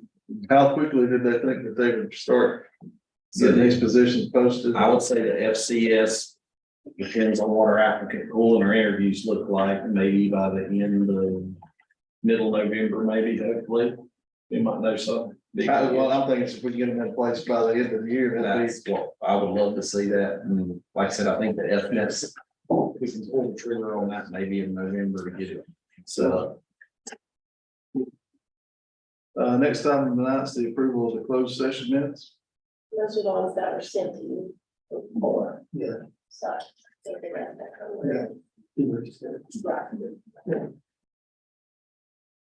make a motion. Second. All in favor, vote as no. Motion carries. Next item is the item H, for the authorization to issue the new RFQ procurement engineering design service, Mr. Gretson. So just with a quick update on that, I think we were kind of looking for the pause and reset after talking to this board on the prior RFQs that we had done with our primary and secondary. We just wanted to take a look at pulling contracts in as part of the RFQ in this process, so we can have a lot more leverage on the build process. So that is the reason for issuing a new RFQ. We just want to put that out there and start that process over. And so that is what we're looking to do. I know Forrest started that. He's still got to do the contract on that, so it's developing, but we still need board consent to just know we're blessed to move forward on that. Entertain a motion to authorize that. Make a motion to issue the new RFQ. Have a second? Second. All in favor? Vote for the sign. Motion carries. And the last item on the discussion this evening was the Young and McQueen change order approval for the athletic field level. And Brock will team up a little bit with me on that one. So we are looking at, since we have the site development going on for the rec center, the gym and the workout facility and the offices. That project's running right now approximately 130,000 under budget. Actually 230,000 under budget. If you add the field, it'll be 135 under budget. Yeah, that's what we figured. So, we had some projected cost on that. We came in way under our projected due to just really good weather, good dirt, not the need to use, the gravel and the matting in the bottom of that. So, what we're looking at while we have them on site, well, Wednesday, this site will be finished up. We grabbed them, we said, well, while you have your stuff here, can you give us a price on leveling the baseball diamond and getting the dirt fixed on that? And so we had a couple options to do. We could do it as a change order, which would maybe allow us to use Young McQueen just to do that immediately, or we can try to go and find some bids. So we went ahead and got Justin to give us a price. I think it was around 58,200 to do that field leveling. Now Lloyd wants to check a price to benchmark that by Eddie Ollis to see what Eddie says. And what we would need from the board on that, number one is, do we go forth with a change order? Do you want us to, if we decide not to do that change order and Wednesday comes around, they're moving to another project. So what we thought was we'd check tomorrow and see if Eddie's supposed to come out, look at our site with Lloyd and Brock and myself if I'm not in a meeting, and I got about 4 of them. So if we look tomorrow and Eddie's in the ballpark too, then we go with that change order. If Eddie's not in the ballpark, if Eddie's coming in pretty low, a lot lower, then we might go and look at Eddie on that. I'd love to get that done while the dirt's dry. But Do we have a defined scope of work for what we're asking for them as far as like for Young and McQueen? Because There's a drawing there, Steve. so to me, since they're here, I mean, they ain't gonna have to mobilize, right? So they got all their equipment here. So if as long as we've got a defined scope of work for them that tells exactly what they're gonna do, we ought to be able to get a pretty easy, hey, here's what we need. Yeah. I'll tell you too, Steve, what me and Alan and Lloyd were talking about today, and it doesn't matter to me. But like, if you complete that at this timely manner, then our site prep is finished. I mean, is that correct, Alan? yeah, we're hitting most of the scope as far as the field. Now we'll have to do the creek walk, but. Right, as far as big, it's finished now. It doesn't matter time wise to me. I will tell you that we cannot use it otherwise. You need to go down and drive on it. I mean, like you couldn't put a kid on it as far as doing stuff like The that. work's gotta be done. It's sometime it has to be done. You can't play on it. I mean, it's like elephants are buried. You'd be in serious liability. So you guys feel like it right now, it's the best time since we got people here doing that work to get it done and be done with it. Well, I feel like they'll shoot it. I feel like it'll be Done right. correct. Well, Yeah. here's what you got going on too, guys, if you think about it. You've got enough time now, if this is accomplished, to get your seed up. And get what we're that thinking. grass, That's a discussion. and the field's not going to be needed until next year, April, yeah. because you got other places that they can go and use. But if we do it now, it could be playable Very possible, next year, come like, because I'm meeting with the fence guy Monday as well. as opposed to, Yeah, yeah. if it's not. Well, if we revisit it, then golly, it's not going to drop in 2 weeks. I mean, they've had them perfect. If we revisit it, you're gonna get into Maybe winter. look at, we revisit it, unless the numbers are way too big. Best case scenario, we're gonna be discussing this again in 2 weeks with new proposals. Right. And then if you don't choose, Young and McQueen's proposal ain't gonna be 50 grand either. well, either one of us will have to mobilize. Yeah, because they're out of mobile. I figure we're getting a discount. Right, if But you know what we did, we're getting a little bit of a discount, but if you go back to the contract, you tell Justin Cannot to take 2,300 $2,306.25. That's exactly what we were Because saying. these charges for mobilization, I done got it set out here. That's exactly. So what he we were needs to saying. pull $2,300. That's the first thing I picked up on. Yeah, so I think this board would be a go for that, pending that we take the mobilization. We had that same It conversation. depends how quick you want to use your field, guys. Now, Yeah. Which is going to be done anyway at some point. if you know, worst case scenario, okay, we rebid all this. 2 weeks come and go, then we put it out, then they remobilize. They're gonna be pushing about the first week of November. Could be wet, could not be wet, but I promise you one thing, you're not gonna get good standard grass when you start with 10. We did the goose field in 2018. Up, beside Blades Field. And I know what we paid for that, and I know what the bids were for that, and they're probably pretty close now, 5 years later. I mean, it's not, I don't know anything about grading, but I know what the bids were then. Let's go over and And see. it was not near as big a field. If you look at their hourly rate, estimated number of hours, and you go to their hourly rate for the equipment they're using, the hourly rate's not that high. I mean, it's gonna be normal standards. Quite a bit to do too. Like I said, when you drive by it, it looks really flat and pretty. But if I stand in the center and Alan's at second, I'm staring at that is It ain't no. Right. You can't use it the way it is. You've been a big liability if you did. We got fresh dirt, that we can use to fill with, and we're gonna be scraping off a lot, getting it completely level. Got a good scope of work defined with Young and Queen and Justin. I feel like they'll do a good job. 46. Yes, 20% of that bid would be about $10,000, so if you guys vet it out, and it's within $10,000, I think. Okay, that sounds like I like that idea. I think that's What good. was the nuts?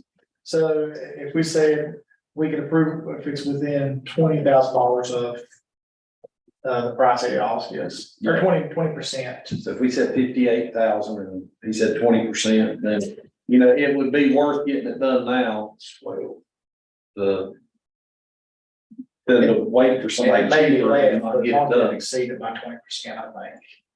Well, I mean, it's, you look at the numbers aren't high. I don't think I'm not in the grade, but I've been around it. Right. Followed up behind it.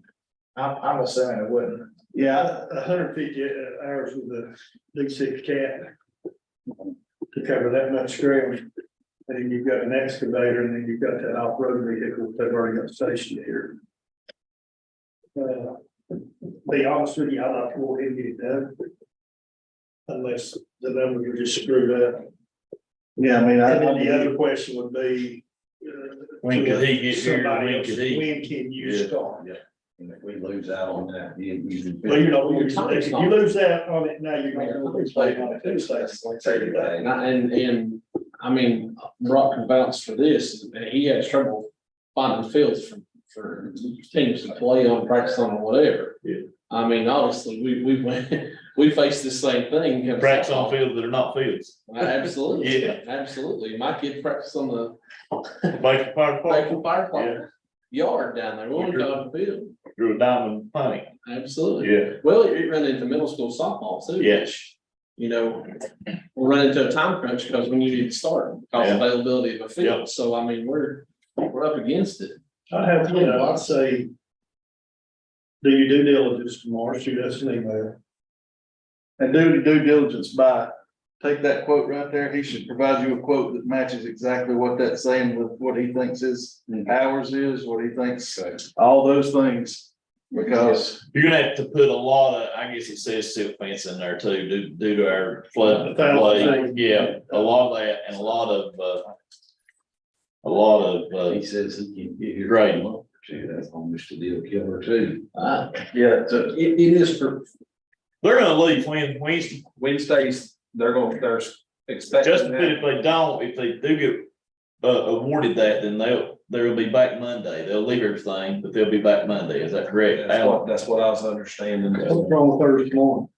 I don't know what he's gonna do. He must have something to do I think Thursday, they had Friday. another site, they were trying to close down on there. You're here, brother, let's go. Yeah. You know. Okay. And I did already call him too and try to thank him. Do your due diligence. Let's strive And make sure it's something like, I mean, don't give it a damn back of the neck quote, make sure it's a We get it. official quote and make sure we're apples for apples and, Okay. And time frame. and yeah, timing is a big thing too, because if they tell you I get out here and come up, then that's, to me, that's. Clayton knows too, there's a lot that you have to do for it to be correct. Absolutely. And start from scratch, there's a lot you have to do for it to be correct. For it to drain, for us to be able, there's not a whole lot. It's gotta be done with that rather than me and Ryan and his dad's tractor. Yeah, good old boys out there, break a That's piece. the way we do up there, yeah, yeah, Box blade, yeah. shovel. Well, you know, and I think the quicker we get this done, then the building's going up, we're seeing what money we've got. If we're coming in and projecting budget, then let's talk about some other things that we Right. talked about prior to. You know, Me and Alan talked about pickleball that. courts, splash pad. I've had a couple of folks ask me about pickleball courts. I've had a bunch. So, Which the inside will have pickleball courts as well. I mean, it'll be drawn to where you'll be able to do certain days of pickleball. You gonna put asphalt in there? Inside? Yeah. No, Well, I thought you said the inside would do. inside the rec center. Oh, I thought you meant the inside on the field. No. Okay. Inside the rec center, like we'll go ahead and have that drawn up. Okay. But you know. Hey, It looks good. let's make it happen. You know, we waited too long. Whatever this commission board's consensus is, we'll roll with it. Right. I'm good with it. That's what me and Alan talked about today too, is just, it's gonna be hard to circle back, See it. Well, you will lose too much time, Ron. right? You lose a month and you're not gonna play on it, hey. You Right. can, but you're not. I feel like y'all are gonna you're gonna give a consensus on this if we wanna do a change, but that's pretty much just working with the original contract and putting it on your radar. If we end up getting a new bid, then I'll put that on your radar and it'll have to happen tomorrow. And it'd have to be apples to apples, and coming in immediately. Yeah. So did I make a motion? I think we can handle it. I was just gonna say, everything y'all have said is wonderful, but we're gonna need to probably pare it down into a manageable motion. To be able to have this phrased in a way that it's gonna be enforceable and easy for us to follow. I think we also just a motion pending a benchmark as motion to move forward pending a benchmark estimate tomorrow.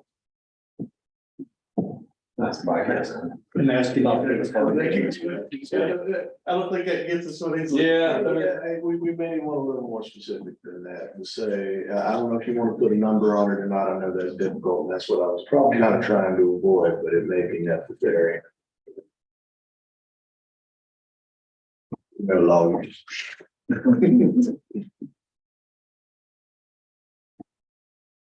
I don't believe that number is gonna change from my conversation today.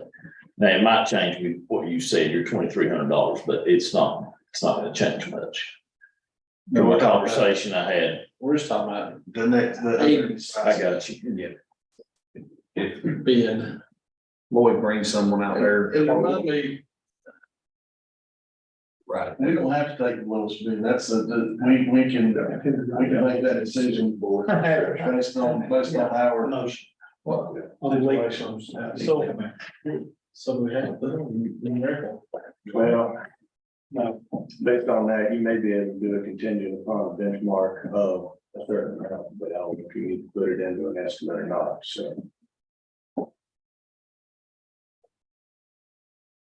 Say, I mean, if you reached out to, Alan reached out to this other guy for bids. I mean, how much lower would be acceptable to you when there's you go. till you want to have a discussion? Well, I think you got two things for discussion. You got money, you got time. But we're assuming he's going to bid. I don't know that it is. mean, if we're talking about a $25,000 difference, we probably have more time than we have money. Yeah. Agree. If it's high cost, let's say we rolled in at, 20% less, but it's a month out. I think that would be like what you said earlier. I think we just move forward. At some point, your time's worth your savings. We've done it for a long time. So we're, keep apples to apples. Let's keep the dollar amount on this screen. So whoever's estimating it will know. They won't know the dollar amount that they need to be. Right. Because I've been on the other side of that bid process before we got this, Yeah. Mr. Attorney, would you like to assist this board in jotting something down as far as the motion? I would say we would make a motion to move forward with change order with Young and McQueen, contingent upon the bid coming back at an amount agreed upon as reasonable by people who are going out tomorrow. Taylor, did you get that? Yeah. I have moved forward, Continue. That sounds good. So we got a second on that, we'll. Who made the motion? Brandon made the motion. Yeah, we'll say it. All in favor, vote the usual sign, motion carries. Thank you. Yeah. You think Thank you, Rob. write that down? You need this paper, or you want it? I appreciate That that. sounded good. I got most of it, but it's a little bit there. Next item tonight is the consent agenda. Have a motion to approve the consent agenda. So moved. Second. All in favor, vote the usual sign. Motion carries. Next item is the finance officer report. I will cover just a couple things to bring everybody up to date. First, I put the September 30th year-to-date numbers in your box. I did go back and look last year because I got a little concerned looking at revenues versus expenditures year-to-date. And we're actually right on track in where we were last year. I thought the gap looked a little bigger to me, but it's not. We're good. I don't know if anybody had any other specific questions or if you've had time to look at those numbers yet. And actually, property tax collection is up a couple points more than it was last year this time. So I think we're okay and on track there as far as revenues and expenditures year to date. Another thing that I actually looked at today is sales tax, because I keep watching for the bottom to fall. Sales tax for July and August compared to July and August last year is actually 20% more. Really? I'm still waiting. I'm still waiting. I don't know that it's gonna fall though, maybe it's because when you think about it, people spending more money. But where are they getting more money? I mean, they're just having to spend more of it. I know. I know cost is up. So if they're buying the same thing they were last year, they're definitely paying more. So you're right.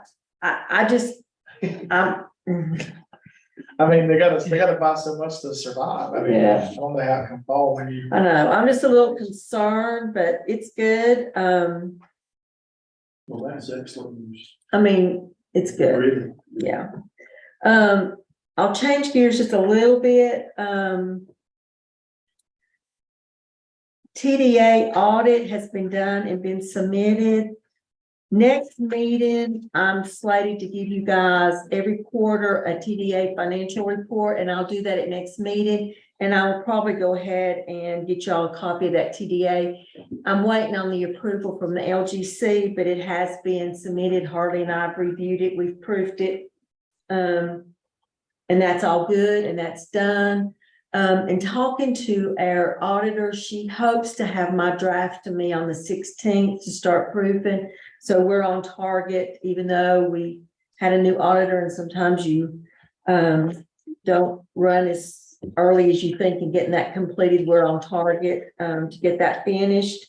And she will hopefully get me that on the 16th to proof it. And then she'll get it sent into LGC. And we will probably look at her schedule and see in November, she'll probably come do presentation to the TDA board and to our board. I'm not sure what those dates are gonna look like yet, but that will be coming up probably in November. We'll switch gears again and follow up with the Alta Pass project. The restoration company started full force on last Thursday. They worked Thursday, Friday, and Saturday. I could not believe how much they got done in 3 days. It was astronomical. Today, another person will be with the second crew that will come in and start. And they actually called me, and their first estimate, and this is going to be a lot of estimates because when they come in and go through each phase, it's going to change. But from the beginning until today, they've reduced their estimate by $29,876, which was great. The only thing I am concerned about is once they tore all the paneling, insulation, everything out, it's very obvious that we have a structural issue right as you go in the bell room, right on the left-hand side, where the fire started. It was, there is some wall damage. It's warped really bad. The concrete or steel? Structural. The structural, yeah, there's some block that's gonna have to be replaced. There's some straightening of the wall there. They have looked at that today. He told me they're going back to the insurance company.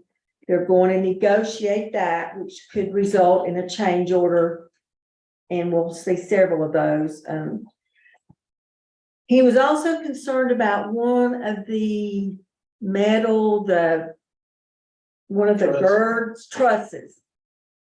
There's one very definitely, once they pulled the installation down, there's definitely one that's warped. So they're going to have to take another look at that. So every step we go, it's this way it's going to be. And this is one reason I'm glad we have a company that's working very well with our insurance company, and they'll just have to go back and forth and negotiate this out. But I'm very pleased so far. I'm very pleased with this company. I don't have any complaints at all. We do have one issue, and I have sent an email to the insurance company actually tonight. We need to get the baler moved out of there. The old baler has to come out, and I'm trying to get it done without any cost, but that's not working. If anybody knows anybody that like to go cut an old baler out of a room and get a little bit of metal, send them my way. I've sent an email to the insurance company and asked them, will they entertain paying to get that done? So I'll see what they say. I have a quote to have it removed by a company.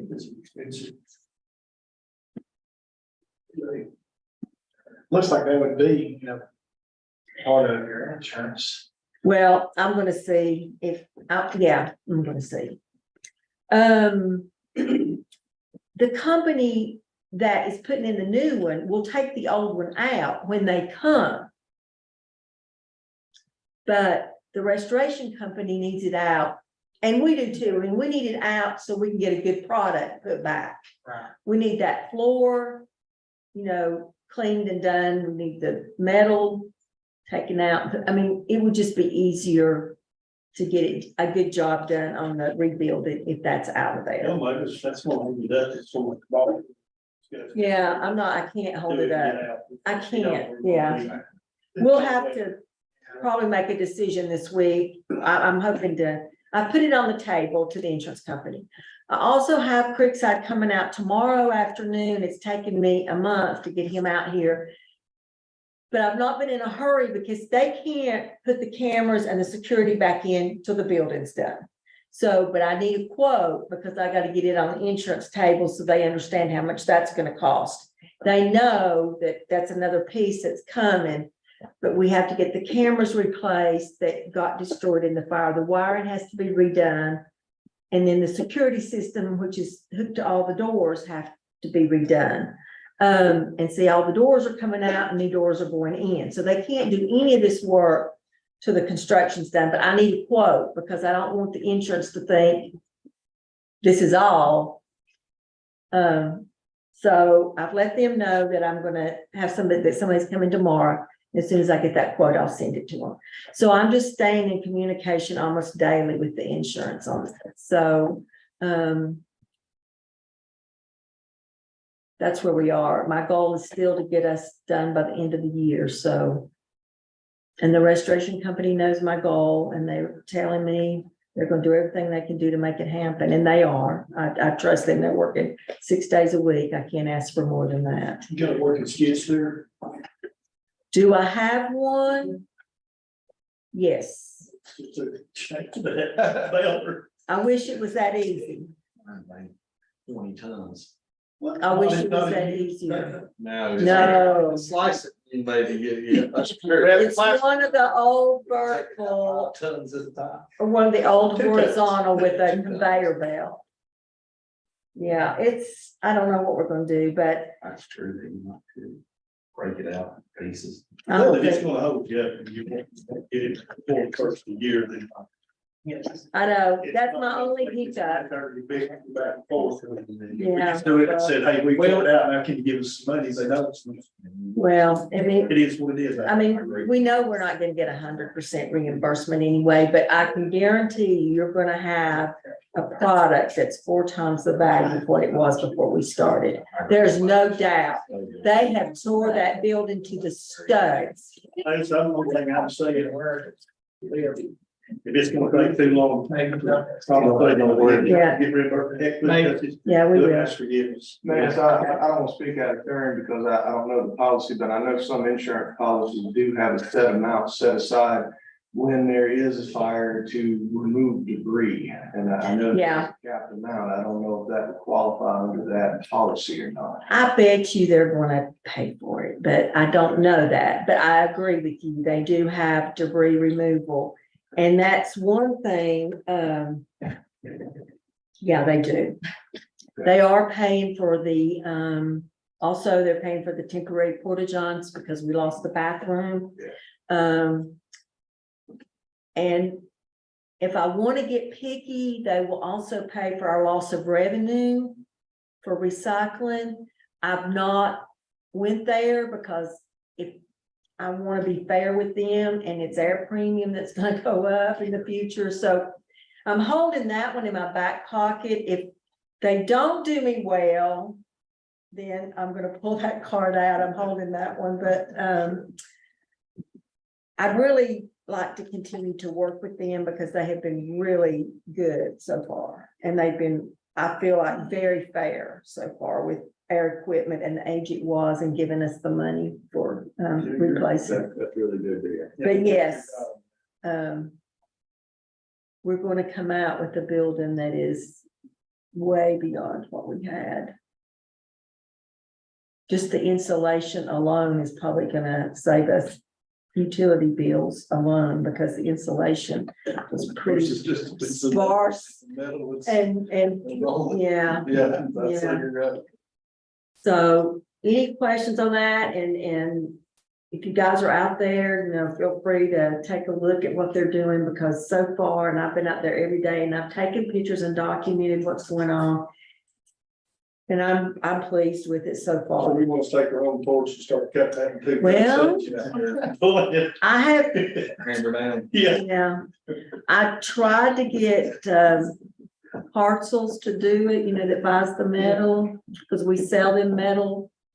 And he wanted it, he said he would do it, and then after he talked to his insurance company, he backed out. Apparently, he was gonna have trouble getting his guys covered for working off-site or something, I don't know, but. That shouldn't matter. Or maybe he doesn't have insurance and we were requiring it, I don't know, but he backed out. We talked to another guy that does some welding.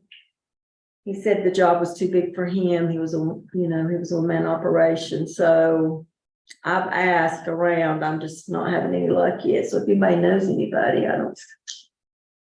But most of these jobs are kind of unique, and you about have to find a company that does that regularly.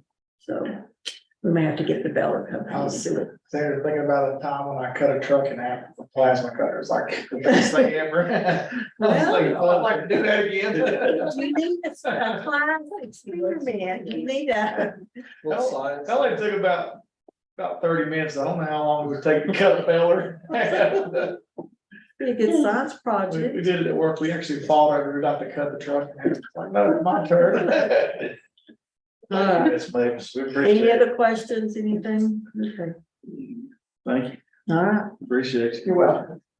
Ken, man. All right, I think most of what I had on this long report's been covered, so I'm gonna save y'all a lot.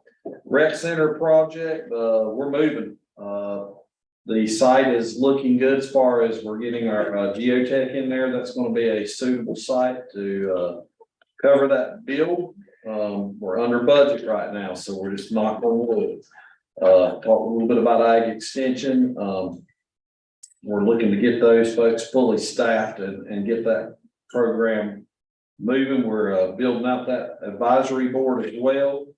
Getting a lot of buy-in from the county. We welcome you to stop by ag extension as we work to try to build that out a little bit better.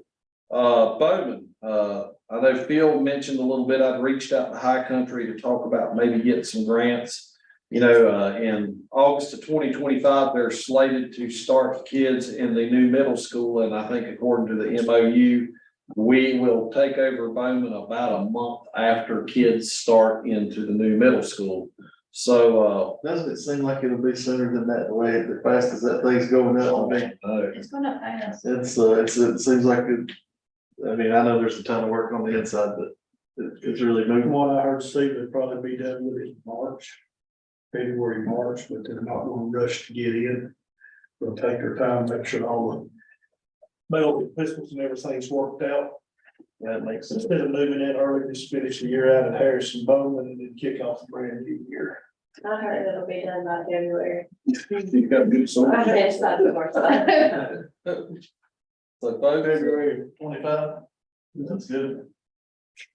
So yeah, on Bowman stuff, we're looking at, we're gonna be moving into Bowman, so we want to use Bowman and utilize it into the community. I know, sometimes you'll hear a word in the community worried that the county is, going to do something with Bowman that's not treasuring Bowman, and we're going to be using Bowman, folks. So I want you to know that, that's a historic building, and we're gonna use that to benefit the folks of our county. So we're looking for some grant funding, and I'm starting that process now. Yes, about 2 years out, because it's gonna be here before long. Setting up a well and septic online access point for inspections in the health department. So basically, I'm working to get a place where the health department can download well and septic documents into a shared drive that can also be accessed by select folks from inspections. So that way we can keep some information going without that. It's going to cause to where when they hit save on there, at the health department side of it, it goes over on that same drive where our inspections can have access, and they're gonna bring all the old archives in on that. So they have a person, health department got a person staff to work specifically on bringing that back to date. So, working on that. Cybersecurity, y'all talked about that a little bit. We had a cybersecurity audit about 2 years ago.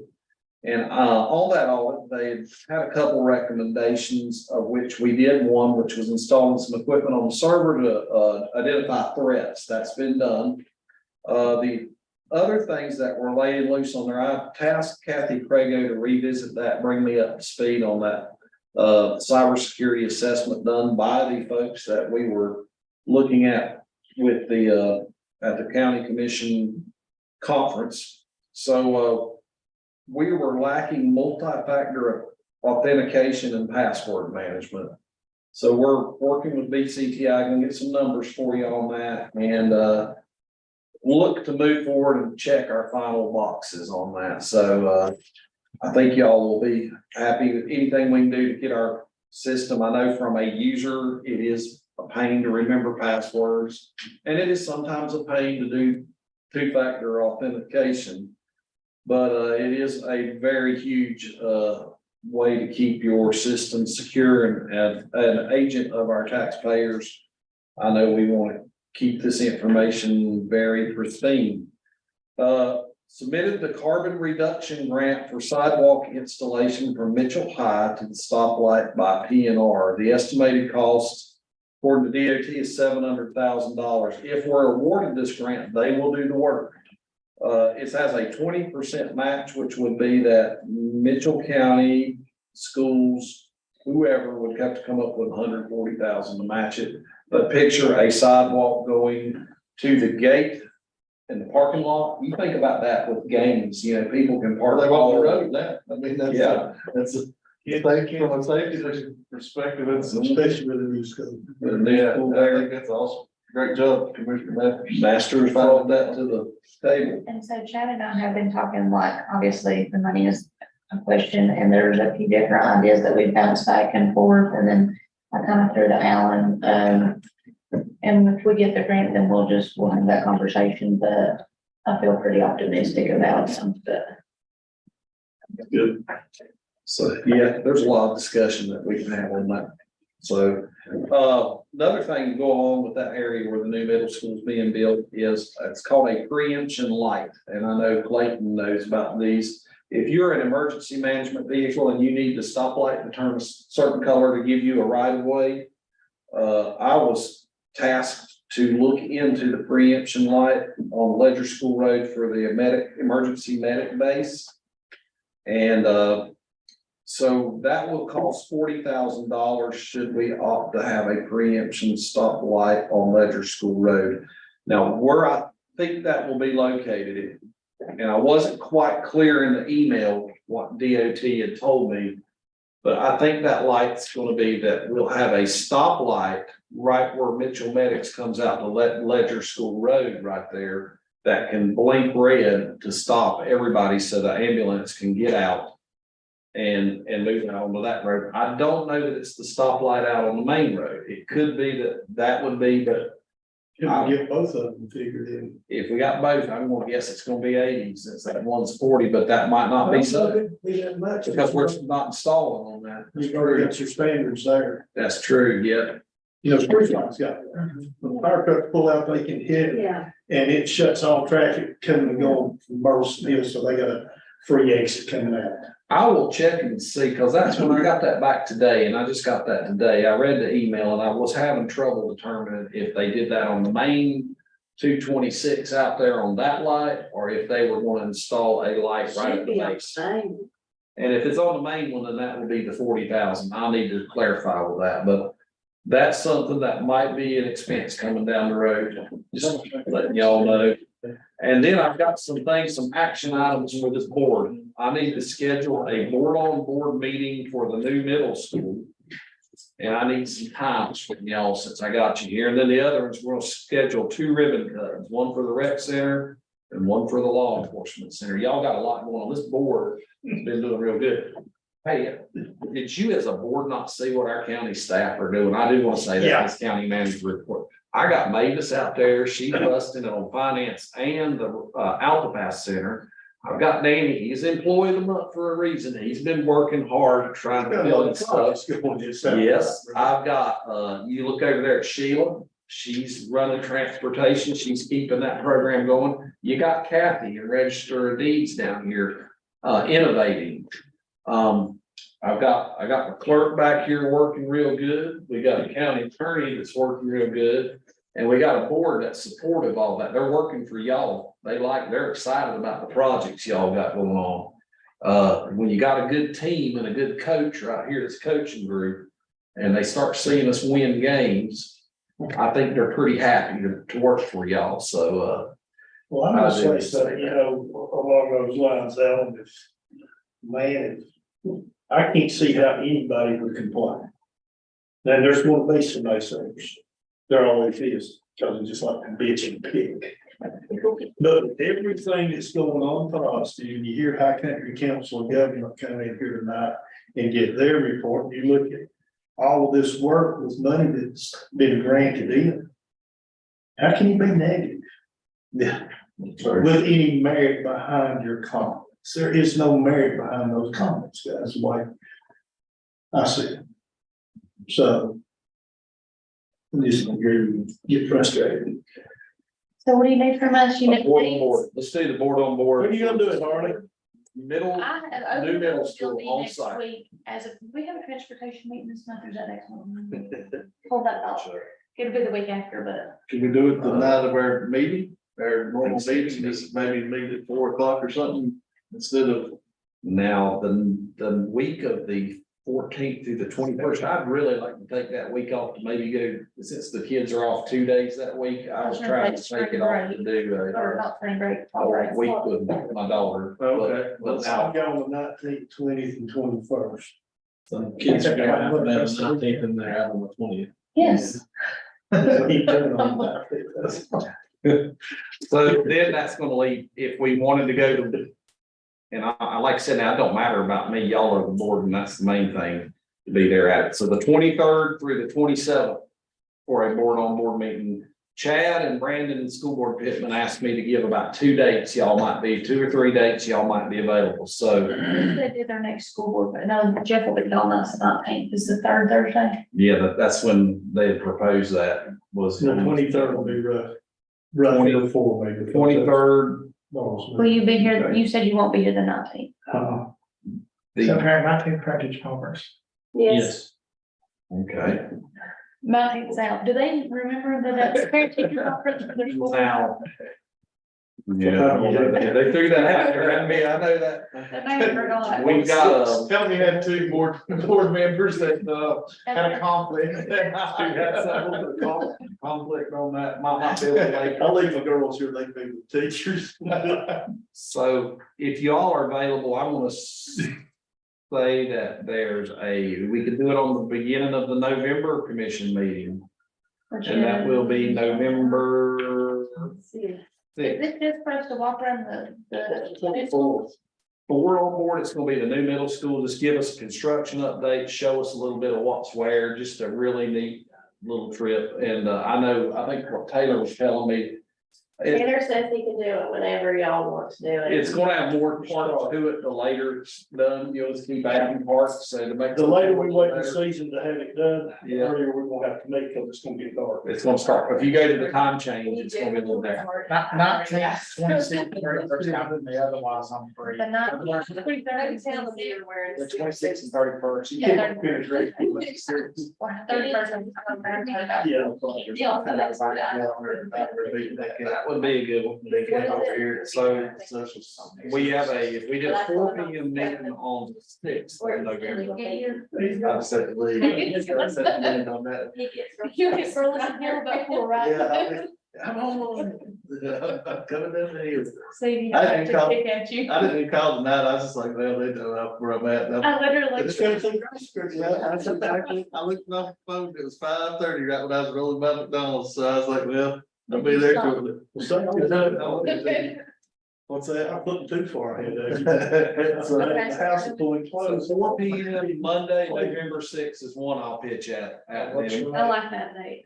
And that's before the time changes, I think. It's the, no, But the it'll still- day after. Oh, well, it'll still be light at 4. Granted, it'll get dark at 5:30. So, Okay, that's not that's just a tentative date, right? yeah, that's a tentative date. If you wanted to go before the time change, So what time do we meet to do that? 4 p.m. unless y'all wanted to try something earlier, you could go 3:30 if you want to Because go we more got light. DSS. The DSS starts at 5:30. I can do 3:30 if y'all want to do it earlier. Throw 3:30 out there on the table. Push that to 3:30.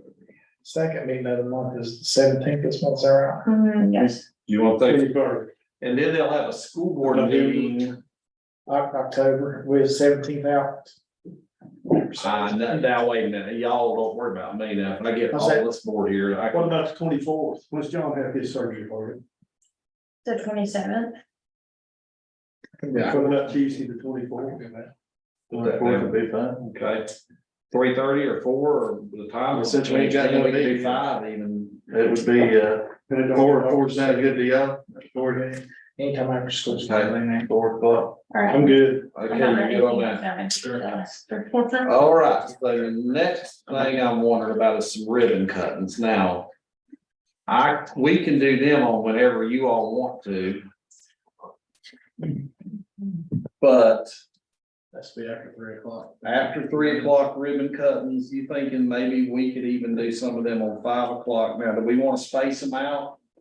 Or do y'all want to do them all in one day? I was gonna say, if We could go from the rec center and then go down over to the law enforcement if center. we're not meeting early, if we're not meeting with the school on, November sixth, Do let's it. just show up a little bit prior to I making like not that too idea. big a cut. Absolutely. I like that. 4 o'clock. 4 o'clock would be fine. Yeah. It's done, drive Get over your there. board on board meeting, and if not board on board ribbon cutting. Yeah, I'd rather do their board on board meeting on the 24th. Okay.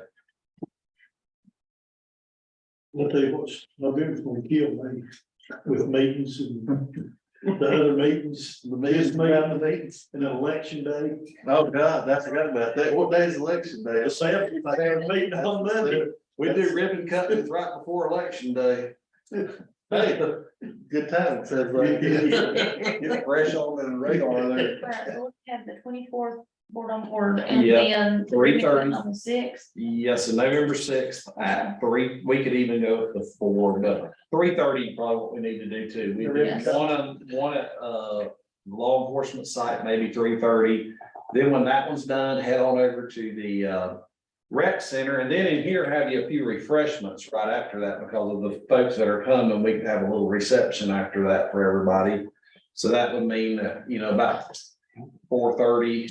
I had to win it. 3:30, 4:30, and then, yes. Reception at 5:30. So are we meeting on the 17th, or do you think we'll have anything that we have to take care of as far as school reimbursements or? I was gonna Rec suggest center that we or not building. meet on the 17th. Because I on the board at 24th.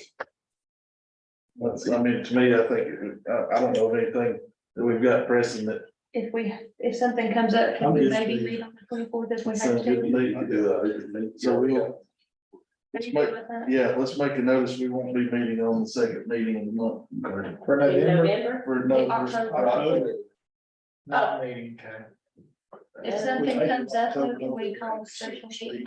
yeah, That not, okay. what's that now? We might do October, November, and December. I'm fine with that. I mean, we're getting right in the middle of the holiday. Yeah, no, it makes perfect sense. That's why we got it set up that way. Be a little later. did that last Get it all year. knocked out. So, Yeah. Okay, so no meeting on that. But that's one motion, I'm taking the county manager. I believe y'all got me. All right. Next thing on the list tonight, anything from clerk's desk? Yes, so 5, I guess what we'll take October meeting, but I guess by the November meeting, I'll have at least 2. I've got 2 so far. I'm working on a 3rd quote. Y'all are about the only board of commissioners that don't have the nice shirt with your name and the logo embroidered on it. So we're getting you one of those. I've got you some quotes. I'm working on it. So I'll have you some quotes by the next meeting. Are you saying we don't look very professional? No, and I've noticed that all of my little shindigs I've been going to lately, everybody has a nice shirt, so I'm gonna get you some of those, get Very those. uniform. getting out of here, Bill's barrier. Yeah, That's a good listen, costume. we're gonna get you a polo and button up, so you've got some options. All So right. I've got that, and I've got, we'll have the logo and it'll say commissioner on it, so I have 2 right now. I'm trying to find a 3rd, so if you know another place that does embroidery, let me know. Let's see, I've got the EDC conference room looking pretty good. If you wanna go check it out, we've got some pictures hung up down there, and the new office, a little cleaner, and this old office is cleaned out for all of y'all. If you need to meet with somebody or have some work you need to do, there's a computer in there. I think Harley's been using it a lot. But there's a computer, and you can go in there, and there's seating for if you need to talk to anybody, close your door. So that's cleaned up and ready for y'all to use. And I've got everybody registered for the High Country banquet since they were here tonight. I've got everybody registered. Yes, and I have a list of all of you guys who owe me some money for that. I wasn't gonna say that, but you brought it up. You need to check those. Check or cash will work for me. Yeah, and also Harley, I am working on those minute books, but Kathy Laws and I have been talking, and we use their vault to house all of our stuff. She's out of room. They've completely quit making books in the registered deeds office. We're not gonna have room for much longer. So even the books that I am archiving and going further, she and I have been talking about what we need to do going forward. I've reached out to the clerk of the Yancey County and Avery County to see what they're doing, how they're housing their books and what they do. And I'm also concerned with the way that we're scanning and archiving the minutes right now because they're not accessible to the public. Because you have to be able to get onto our server and they're password protected and everything. So we might need to look into some software or something for that. So if anybody has any ideas. What do you mean, our minutes can't be? The way that they're archived right now, well, they can, all of them are available in the vault. Anybody can see them at any given time, but if they're archived, the ones on the computer. If we lose the book, then get rid of those. Putting them on the website? They show them. They're there, 4 or but 5 on the website, but then they get real old, they archive. Oh, okay. right, so the archived minutes are only in the books in the vault right now. So putting them online, the only way to view them is password protected, so we might need like, you know, kind of how when you go to the registered deeds website and pull up old. We need to maybe look into something like that. So I've reached out to some other counties to see what they're doing, and I'll get back to you on that one too, so. Sounds good. That's all I got. Thank I think. I don't know, we're not gonna even need for a closed session this evening, thank God. No. No. They're all. Of course, he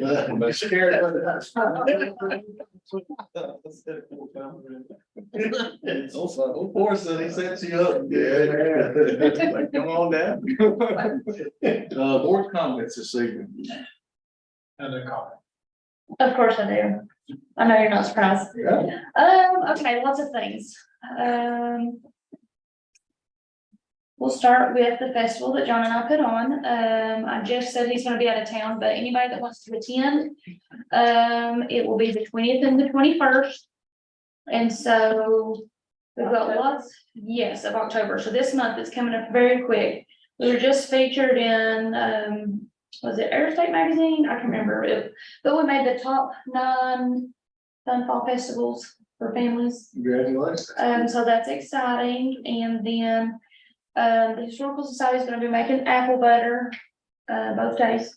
So if anybody wants to peel or make apple butter, then by all means volunteer. They're going to be doing a sign up sheet soon, if I'm not mistaken. They do have one out. So if I could call any of you guys into the Mighty Mountaineer Challenge, I don't think we're going to participate this year. I was going to, but swing that axe about the end.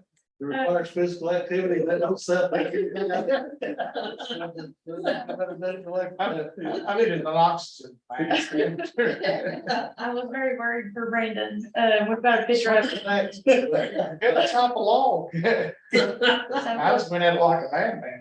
Looking at He it. did complete it though, so. Stop that. Charlie Nash is ready to train, so he's been practicing for 2 whole years. We've got arts and craft vendors, we got a Sam Brinkley beard contest, we added a new event this year, which is gonna be a fundraiser for Mitchell County Animal Rescue. It's gonna be a pet pageant, so far we have 3 dogs, 1 hamster, a goat, and a chicken right here to compete. All of the contestants can be seen on our Facebook page. She's posting them on Facebook. I'm not joking. With the description of the candidates. Dibs on the hamster. So Laws is the one that entered, cucumbers. We've got a veterans recognition that we added this year.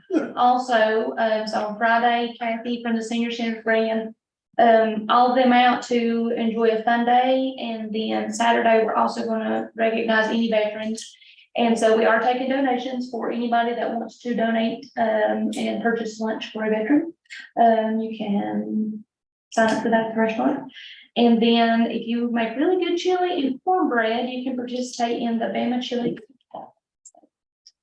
That is all I've got for that part of it, but John and I have spoke to Kathy Garland, and if you guys are available to peel apples on the 24th, we're gonna do apple butter making at the senior center.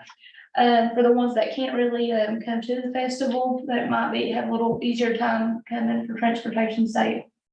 We're gonna do that on the 25th, but we will peel the apples on the 24th. We've not set a time yet.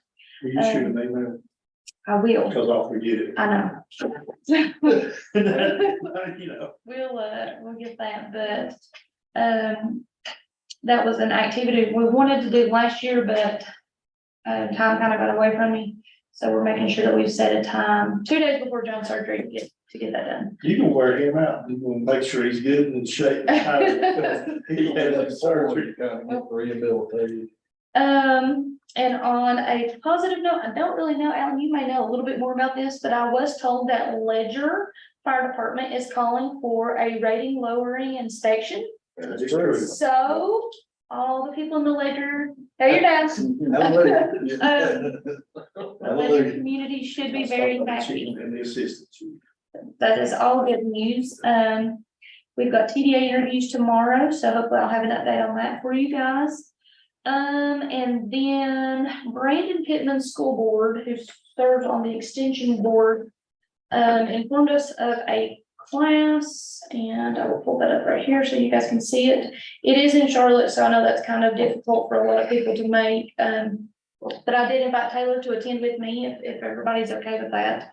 But it'll be October the 17th. It's from 8:30 to 3:30. And it's promoting economic wellness being through grassroots initiative. So it's with Cooperative Extension and A&T State University. So if anybody wants to go, that it is free to go to. I think it'll be really good to network with people and cover a lot of good materials. And my last and final thing is I received a badge from the UNC School of Government towards my local elected leaders academy. So that was kind of exciting. I have been taking some classes to be a better politician. We appreciate that. That's all I got. And my dad said, tell you, thank you. He said, look, good to know that somebody gets something out of this county. So. He give up on me. That was his exact words. I knew he would be very excited. Yes, he was very excited. Commissioner Hart, anything go your way? Oh, it's all positive, man. If you don't have anything to do this month in Mitchell County, y'all thought 2 festivals this coming weekend.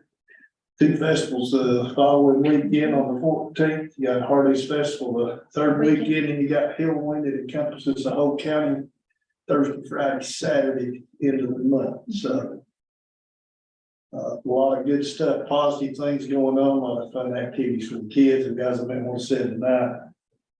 A lot of positive things going on, and I think, you know, we're all tired for a reason, and we put in a lot of work here. A lot of people don't see it, a lot of people don't care about it, and that's okay. But be proud of what you've done. I'm very proud to be on this board and see all of this taking place at one time. I mean, you think in 2 years from now, rec center, ball fields, law enforcement center, new school, a possible YMCA is all going to be open in 2025, all at one time. Yeah, it's not too bad for a small county, $100 million of construction taking place is positive for your citizens and the kids. Yeah. So any of these naysayers out there, you just keep on saying it, and I'll keep on disputing it, so. Thank you, Mr. Hart. Mr. Rose. No comment. Mr. Pitt, no comment. Motion to adjourn.